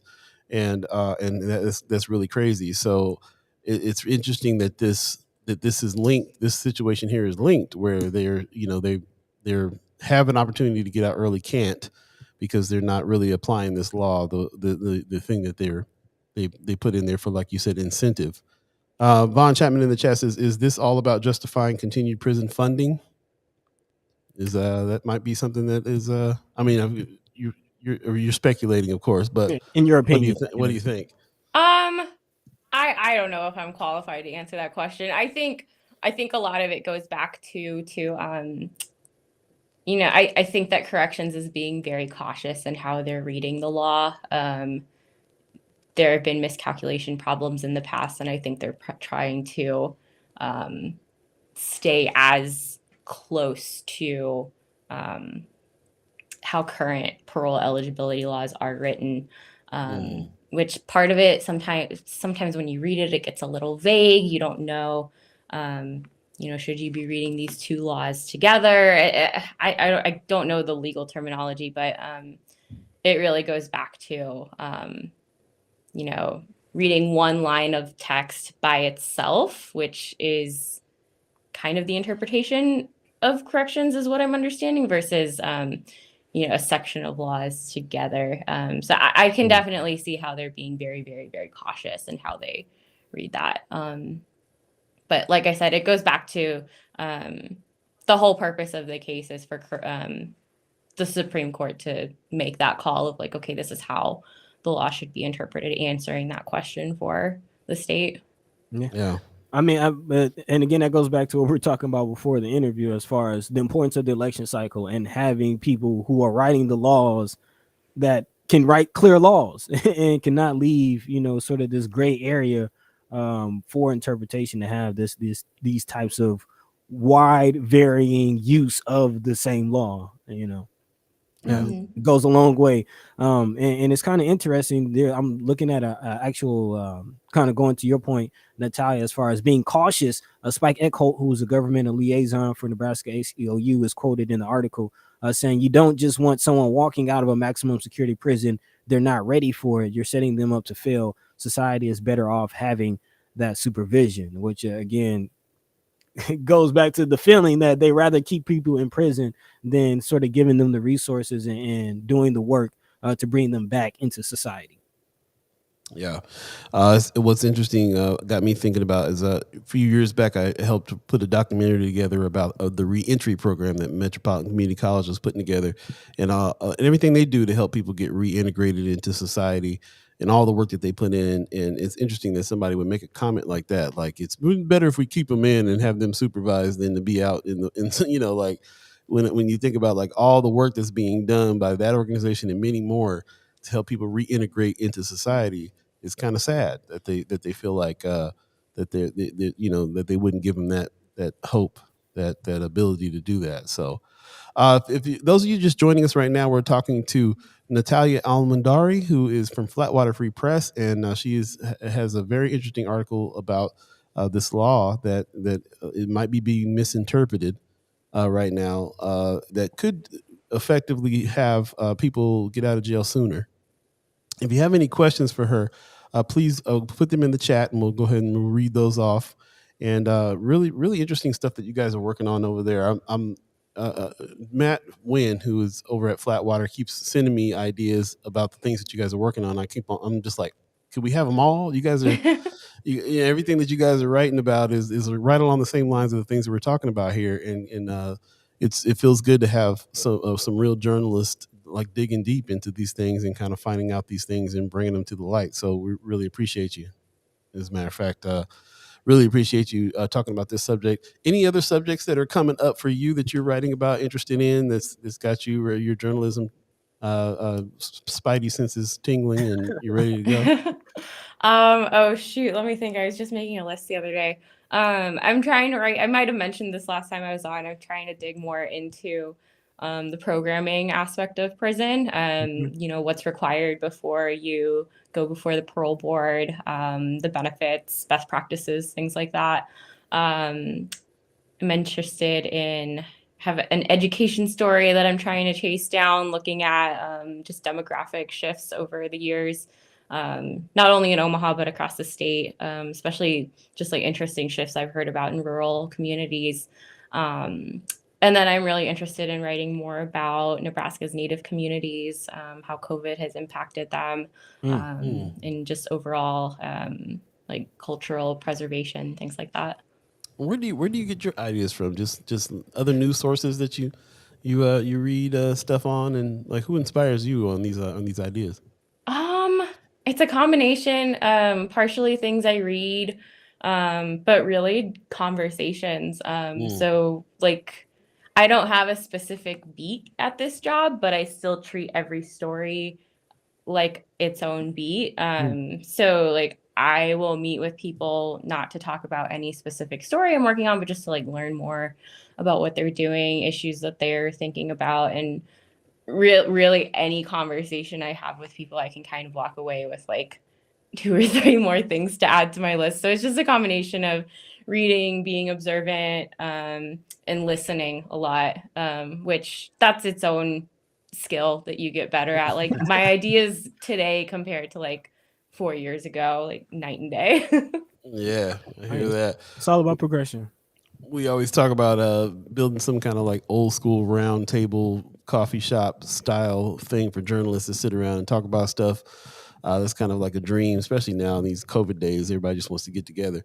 Yeah. But I'm glad that we're building a virtual community here with that type of thing too. And I hope that there's things that we talk about in our chat chambers talk about that also inspire you to write certain things. And we also will encourage all of our chat chambers, all of our listeners to read Flatwater Free Press and dig into these things. We talk about them on the surface, but you can dig into these articles and check out what they've uncovered, what all these wonderful journalists have uncovered, and so we can speak on them and talk about them more. Before we let you go, just your adjustment to Omaha. Have you got any like favorite food spots yet, or anything cool that you like doing here that's standing out to you? I really like Amsterdam falafel. That's one of my Yeah. favorite places to go to. Yeah. But yeah, fries. it's been, what was that? Curry fries. Curry Yes, fries, yes, baby. delicious. So yeah, that's been good. But yeah, I've been, trying different coffee shops, places around my neighborhood. Yeah, it's been really good. Good. Nice, Glad nice. to hear it. Glad you're finding it. It's always a good sign when you find a place that you like to eat. Then you might stay in Important, town a yeah. little longer, right? And it is important to find good food. And also you're getting some love. So that's important as well, getting support from the community. Jimmy Light in the chat says, I just read your article, Natalia. So also Leia Keister says, we need good journalists. Thanks for your work. So That's getting what's some up. love, getting some support. Got one question real quick. I don't know if you'll be able to answer this before you go, but Von Chapman says, what does keeping a person in prison longer prepare that person for a life outside of prison? Is prison meant for punishment and or rehabilitation? Knowing him, that might be a question that you want to try to answer, or you might want to just leave it abstract as a thought. I mean, I think that question points to the importance of parole. Yeah. And one of the crazy things that I mentioned in the story is how for people with it depends on your sentence structure, like the length between your minimum and your maximum. But if you're continuously moving that top number, but you're never moving a parole eligibility date, eventually those dates flip. So you have a person who should have been released on parole, but they're instead it's a mandatory discharge. They don't have any sort of community transition or anything like that. So that's just another complication of the way that this law is being interpreted. But I mean, I think that question speaks to something that's come up when I've talked to people about, why is parole important? The trajectory that you want for a person is to kind of move through, say they start in a max security prison, they then get to move to medium, then to community corrections. Maybe they're on work release, then they're on parole. So you're just gradually transitioning someone into the community instead of like that situation that Spike describes in the story of, a person just walking straight out of max. Like that's such a huge shock, especially if you've been in there for 10 years or so. So I don't to fail. So I don't think that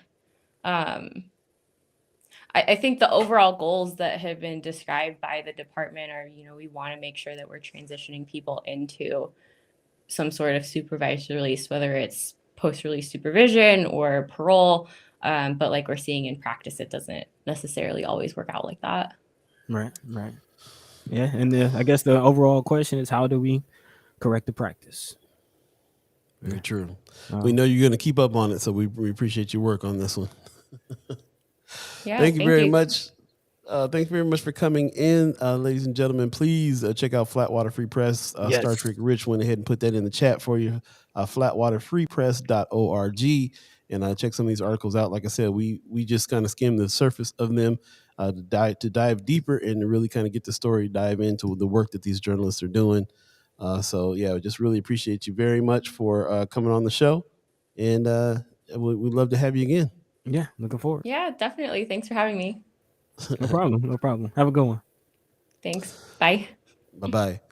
Right on. 8:34 right now already. Man, we're moving through this show so fast. So yeah, we'll take a quick break and come back and jump into some more topics. But yeah, just again, want to thank her for coming on. Flatwater Free Press gets down, y'all. Definitely check them out for sure. Thanks for everybody who chimed into the chat. Mr. Circafel says, I appreciate you sharing awareness of how prison time works.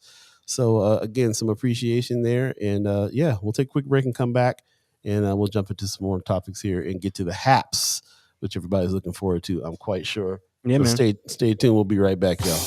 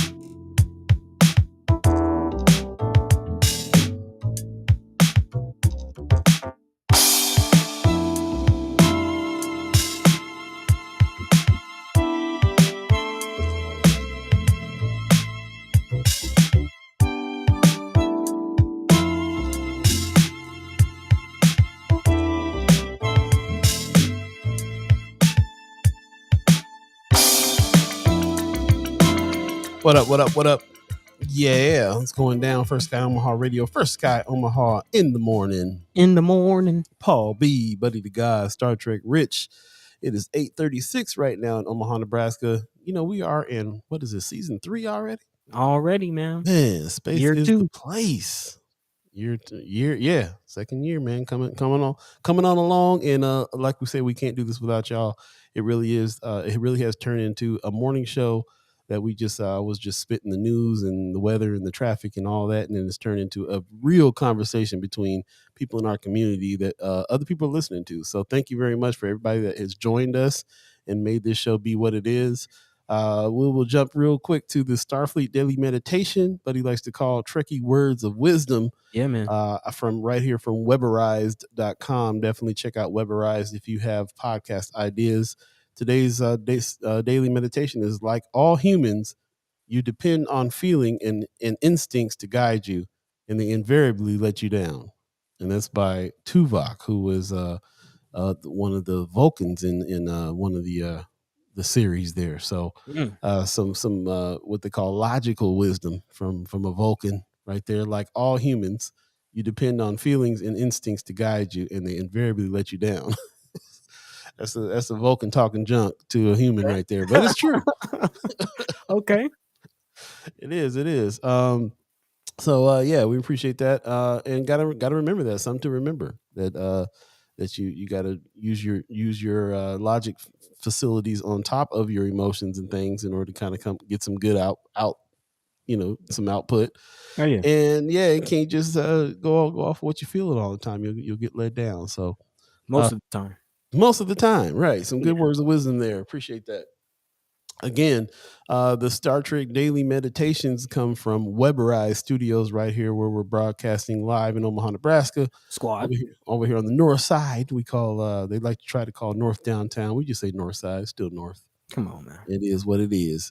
So thank you for that. And once again, if you have podcast ideas, go to Weberized.com and check them out. And check out some of the podcasts that they are broadcasting from here. This is one of many shows they host here. So definitely check them out. And give everybody some love. We appreciate that. And a little earlier in the chat, man, I missed some good mornings. We got good morning from Black Dynamite. Also, Stacey Jean says, good morning, First Sky Omaha family and friends. Good discussion. Thank you very much. Appreciate that. And appreciate all the new names that I'm seeing in here, too. For sure. There's Pop been a couple. Yeah. I'm I love it when I see some new names. Pop says great insights. Appreciate that. Miss Erica Felt brought a good point. Unfortunately, there's often no beds available in transition housing, so people are paroled to relatives who can't help, and they end up back in. Yeah, it seems like almost every week there's an article coming out of one of the community housing facilities of somebody escaping, especially in Lincoln area. Really? Yeah. There's been a lot of those reports coming out lately. Wow. That's crazy. Wanda Lewis says, what's really going on with the workforce nowadays? Someone told me this morning that they went to McDonald's here in Omaha and they had to order their food on a kiosk machine. There was no customer service available, just two people cooking in the back, and they bring your order to the front counter. That's the future. Man, but yeah, they're talking about, it's hard to find jobs and or it's hard to find employees and things like that. Yeah. Make it make sense, y'all. Yeah. The great, what do they call it? The great resignation is going on right now. The COVID hit, people had to stop working. People decided that they weren't going to go back to their oppressive jobs, and people they had to start making some changes. Man, there's some McDonald's that are paying $22 an hour now just to get some people in there working. So yeah, you know, they're tired of the not having a living wage, tired of working in industries that are abusive, and deciding not to go back. And they had to figure it out during the pandemic, and they just gonna stick with the figure out. Man, I'm with Miss Wanda Lewis. You know what's really going on. Gwen Easter gives us a good morning. Appreciate that. Rome's Review says 2 new subscribers on YouTube this weekend. Bro, Hey, Mayor Sanchez, I'm glad you keeping track of that for us. We appreciate that. Yeah, like and subscribe over there on YouTube. We're playing the YouTube game now. That's what it is. Man, Walmart is real bad with that. What's that?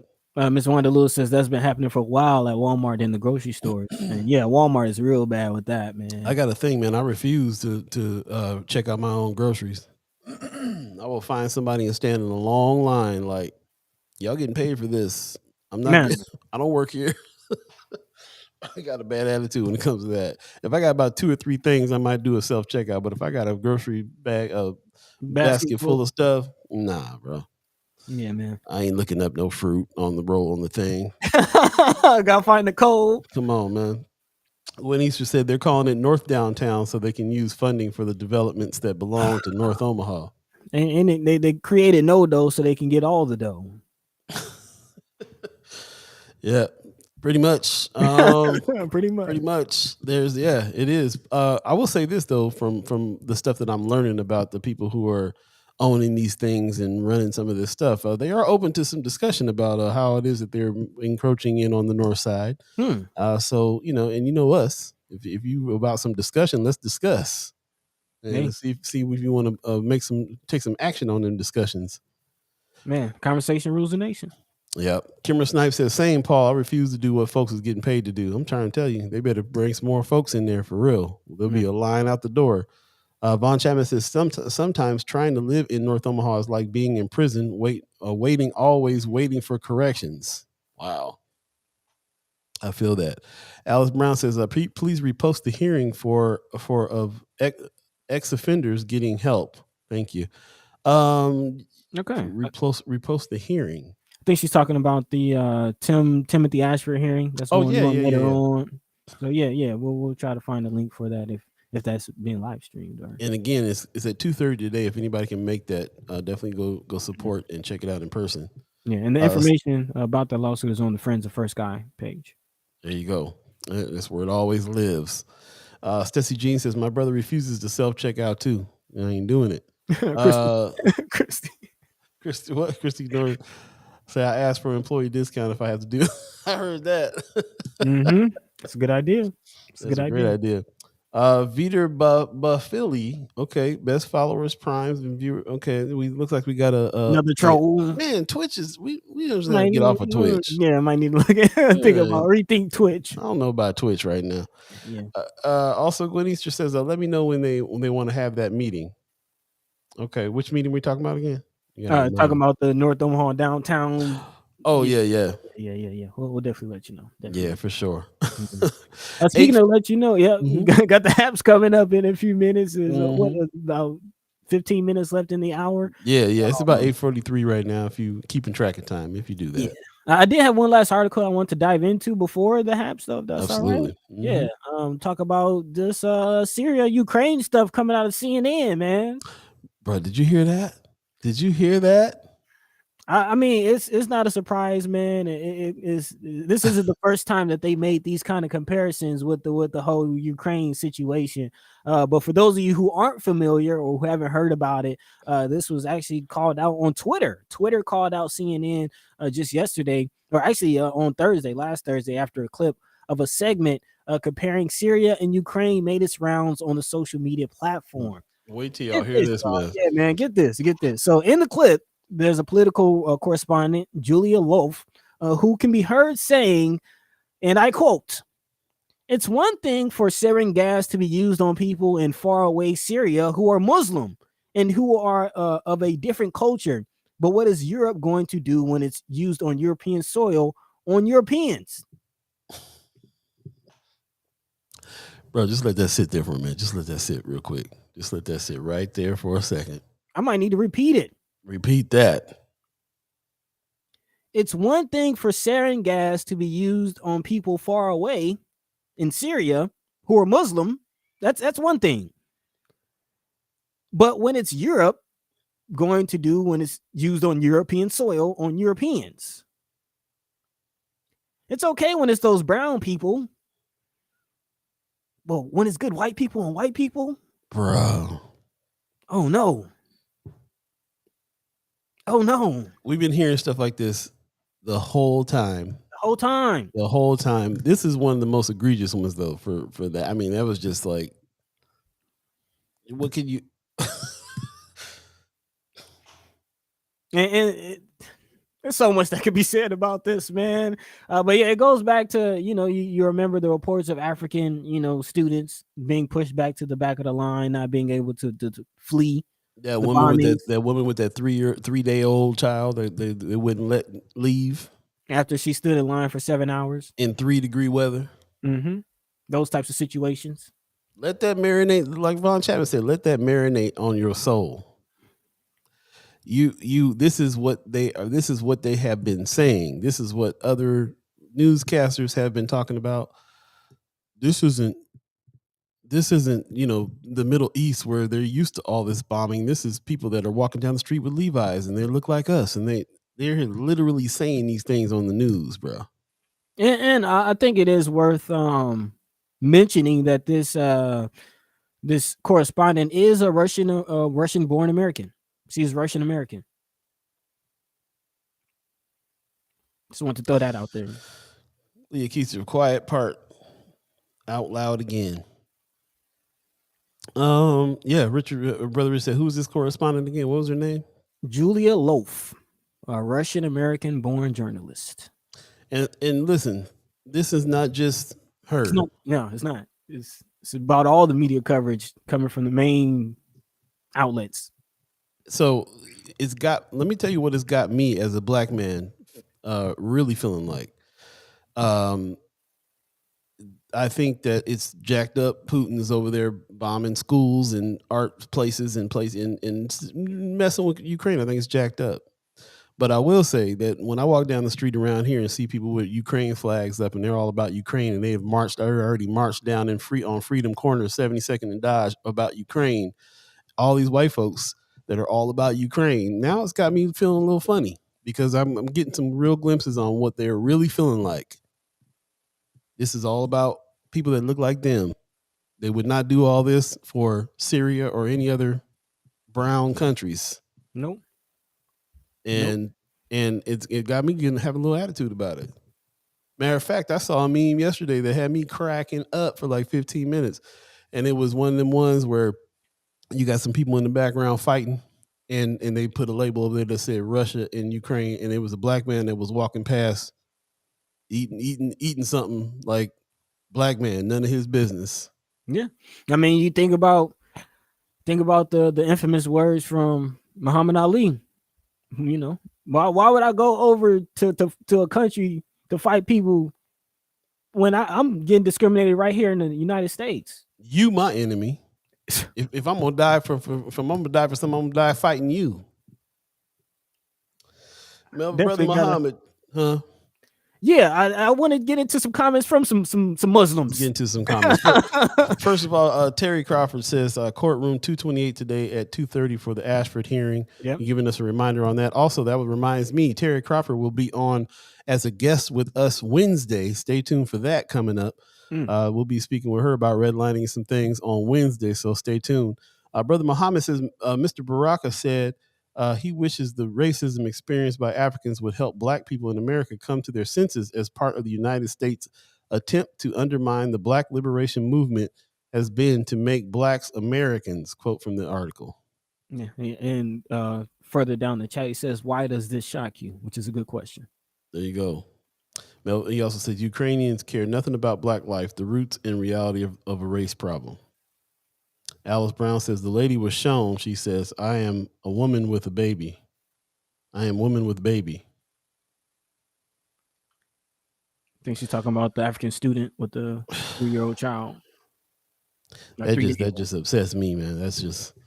Bon Chapman says, "I'm sure those same folks didn't celebrate MLK Day." That's what Of course, that's what I'm talking about. I mean, I did, like I said, I didn't start off with that attitude at all.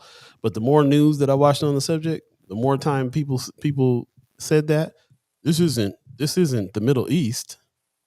This is white people who shop at Bloomingdale's, or you know what I'm saying? Like they're really talking about. They're really shocked that Europe is that this is a European war, as if that hasn't been what they've been doing all this time. They're trying to act like this is brand new. Yeah. Now I think that's to go back to Brother Muhammad's question. I'm not necessarily surprised that they feel like this, but I am kind of surprised that they said this on camera, on a hot mic, on TV. Because they've caught off guard. They didn't have any fake nicety, any political speech to come back on this. This is happening now. It's shocking them, and they're saying exactly what's on the front of their brains on this. Man, and of course they're trying to backtrack on the back end. Actually, Representative Ilhan Omar called out the journalist. She says, "I can't believe this has to be stated, but suggesting it's okay to use sarin gas on people who are Muslim or Syrian is sick and evil." She went on to say, "Let's hope that there is an explanation forthcoming, because this clip as it stands is horrific and can't be left without condemnation." And of course, Loaf responded saying, "Hi, Representative Omar. This is an incomplete clip. As you can see, it picks up mid-segment. What I was saying was that the approach of the American and European governments has been informed by this kind of racist and xenophobic logic. I have asked CNN for the full clip." So what she's trying to say is it's taken out of context. We have I saw a couple weeks ago, we already started talking about this because I saw a clip of multiple newscasters, famous ones, on big time channels, saying similar things. Yep. And at the same time, where it's juxtaposed against footage of Africans not being able to leave, being put last on trains and buses ahead of white folks to get away. And this one African woman sitting there with her 3-day-old baby in 3-degree weather, not able to get on the train because they need all the white folks to get on first. So, and a couple of weeks ago, the whole hashtag was racism always got time. Oh yeah, we can be in the middle of COVID, in the middle of a war, in the middle of threatening nuclear World War III, and they still got time to be racist. And they wonder why we need to be critically thinking about race in this country and in the world. Mm-hmm. And also I want to add in the religious aspect of this, because if you do your history, I'm gonna go on a limb that say the war between Christians and Muslims have raged on even until present day, and these sentiments is informed directly from that war. Actually, there's a comment. Actually, this is from Ilhan Omar on Twitter. She says, "I saw the full clip." This is in response to Loaf's comment. She says, "I saw the full clip. I'm glad you clarified that this is racist and xenophobic logic. I hope people understand that for decades, Muslims have heard terms like different culture and far away land to erase our suffering. I understand you were not justifying this, but explaining it." Well, if that's the case, you're explaining something that a whole lot of people have been also slipping up saying. Yeah, and some people obviously agree with. Star Trek Rich in the House says there's further context to that comment included is Omar's comment to seeing the full clip. So there's the clip. He went ahead and put that in there in order to check it out, to see it. Boy, this strikes me as messed up. Josh Tate says it's easy for most white people to ignore all the bad things that happen to black and brown folks because it's in our DNA at this point. It's all in the programming, sad but true. That's interesting. Yep. I never really thought about it like that. Like we talk about our generational trauma in our DNA. What's in white folks' DNA at this point? That's a good point. Von Chapman says that if ground fighting involved Americans, Black American soldiers would be expected to go fight for freedoms of those who could care less about the freedoms of Black folk in America. Very true. Yep. So you my poser, you my enemy. Man, and America has not won a war that we did not fight in. And ladies and gentlemen, that's what's happening. What's the haps? What's happening? What's going down?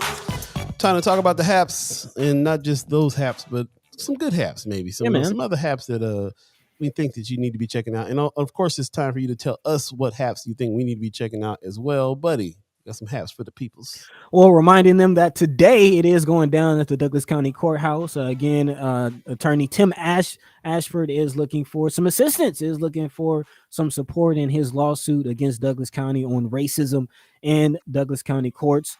So again, the hearing is today, 228. Courtroom 228 at 2:30. So again, the hearing is at 2:30 in courtroom 228 at the Douglas County Courthouse. So again, if you can make it, please show up and show out. Also, big shout out to Brother Melvin Muhammad, who's in the chat going off. He will be having a fundraiser tomorrow at Black Coffee. That's located at 5001 North 42nd Street, That's from 5:30 to 9 p.m. My man Paul B will be in attendance. Also the likes of Bill King, boss with him one time, Larry Duncan, Johnny Rogers, Juanita Johnson. Some real heavy hitters will be in attendance, man. So definitely, if you can make that, go ahead and check it out. And again, this is a fundraiser. So if you would like to support our Brother Melvin Muhammad's campaign, please do so. Please go ahead and do so. Also, just a quick reminder for anyone who has experience in contracting. If you are a contractor, the Union for Contemporary Arts is looking for contractors to assist in the building of their Black Box Theater, which will be located right there on the Deuce in the heart of 24th Street in Lake. Again, the Union is a nonprofit arts organization, and they're looking to expand with the Black Box Theater. So again, if you feel like you can help in that, tap in. Please do. For sure.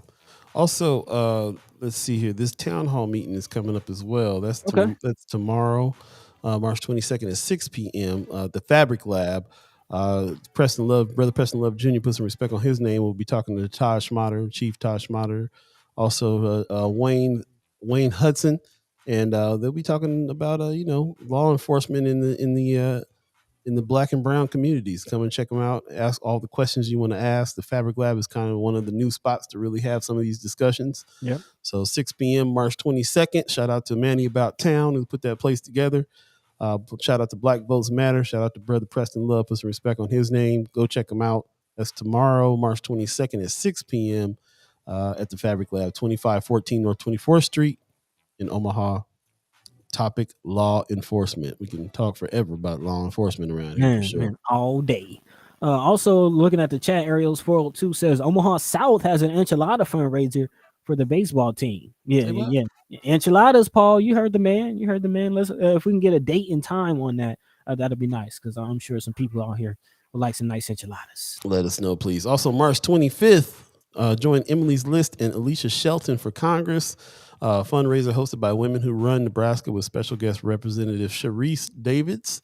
That's going to be Friday, March the 25th. So that's this week, 5:30 to 6:30. RSVP by March 20th. That was yesterday. Go ahead and try to RSVP anyway, and see if you show up and get down with Alicia Shelton. She's a friend of Sky Omaha, and also running. So please support Alicia Shelton and her campaign as well. She's grassroots and definitely is battling some people that got way more funds. And so, all the funds that you can give, all the support you can give to get her in. Alicia Shelton is the bomb. She's the cheerleader for life. Love her. So definitely check that out as well. Support. Also, there's a conversation on redlining and racism in Omaha that's going on Thursday, March 31st from 7 to 8 p.m. This will be streamed via Zoom and Facebook Live.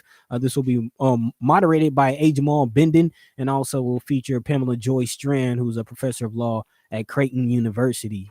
This is hosted by Moore. That's again. Oh, yeah. Thursday, March 31st from 7 to 8 p.m. I'm trying to find what the acronym for MORE is. I think it's like Metro Omaha Racism and Equity or something like that. But yeah, again, another conversation on redlining and racism in Omaha. Yeah. Hey, before we get out of here, one thing that I didn't get a chance to do the other day is give a shout out to Carmen Tapio. Oh, yes. Well, we talked about it, Woman of the Year, USA Today. Just wanted to give her a shout out on this Women's History Month, making history out of Omaha, Nebraska. Appreciate Carmen Tapio, Woman of the Year, USA Today. A beautiful thing. And speaking of which, too, I'm glad that Precious McKesson will be back in. We'll be politicking with Pete here in the next couple weeks. Yeah, man, definitely check it out. Wednesday, of course, we have a special guest, and also Wednesday, Michelle Troskler will be in for her soapbox moment. Is going down. Definitely check her out. Come on through. Terry Crawford will be in the house as a special guest on Wednesday as well. So join us then. And yes, Tamika Johnson, today's show did fly by. Yeah, sure. It does that. It is 10 o'clock, so we're going to get up out of here. Before we do, just one last hap, letting the people know. 9 o'clock. Oh, yeah, excuse me. If you believe in the concept of time. But again, the 26th, again, it is going down. The March for Ernest Jackson, Freedom for Brother Ernest Jackson, March 26th. That's at Orchard Park. Again, the walk starts at 11:30, weather permitting, and starts at Orchard Park. It goes to Cross Social Hall. That's 5030 North 72nd Street, where there will be a chili feed and a fundraiser going on after that. So again, it is now March 21st, 2022, and Brother Ernest Jackson is still not free. So we'll see you Saturday out there for sure, yo. Yep. And with that, again, as always, a big shout out, a big thank you. We love, appreciate, and thank all the chat chimers, all the ghost listeners, everybody tuned in for making this show what it is. Again, we appreciate you. And tell a friend, man. Let's keep it going. Let's keep pushing the message. And with that, until next time, Paul B, take it away. Right on. Christy Knorr says, let me know if you want yard signs for Alicia. She needs more name recognition. Please help Alicia Shelton get down. We will definitely try to have her back on the show for this race as well. Ms. Erica Fell says, wishing everyone a marvelous Monday. Drink water, keep your space, and be good to yourselves. Pop says, thanks for another great show. See you all on Wednesday. Leah Keister says, thanks for being awesome. Appreciate that very much. Vaughn Chapman says, Preston McKesson should be named Woman of the Year, if not the decade. I love it. Yeah, history making peas going down. All right, we're going to get out of here. Ladies and gentlemen, got to say thanks to the Omaha Tribe elders for allowing us to be on this land and speak while we're here. Thanks to all of our elders for allowing us to speak before them. Thank you to Star Trek Rich and the crew for allowing us to broadcast right here at Weberize Studios. Go to weberize.com. If you have podcast ideas, you definitely want to go check them out. And they are the experts on that. Shout out to all of you, the chat chimers. We would not be able to do this show without you. Really appreciate that. Shout out to everyone who is a reoccurring member of the channel as well. Thank you very much for that. That helps us keep this thing rolling. Everybody who is donated and everybody who also shares the show, like and subscribe on YouTube, all that good stuff. And just thank you very much for all that. Once again, we got special guests coming in and also Michelle Troskler coming in on Wednesday. So definitely stay tuned there. Really appreciate it. Brother Muhammad says, thank the trolls also. The haters are truly motivators. Yeah, appreciate that very much. So Brother Rich put the donate button inside the chat as well. You can hit the link, go to firstskyOmaha.com, hit the donate button, and we'll keep this party rolling. So we're going to get out of here. Thank you very much for joining us. Once again, you guys have a great one. We will see you Wednesday. Take care of yourselves, please. Peace, peace, peace. Peace. By the way, Vanglorious. This is protected by the red, the black, and the green. At the crossroad, with the key. By any means necessary. Hey, we're still on the air. Where Lil Mama at? She upstairs in her walker. I gotta go grab her real quick. Well, next time. Peace.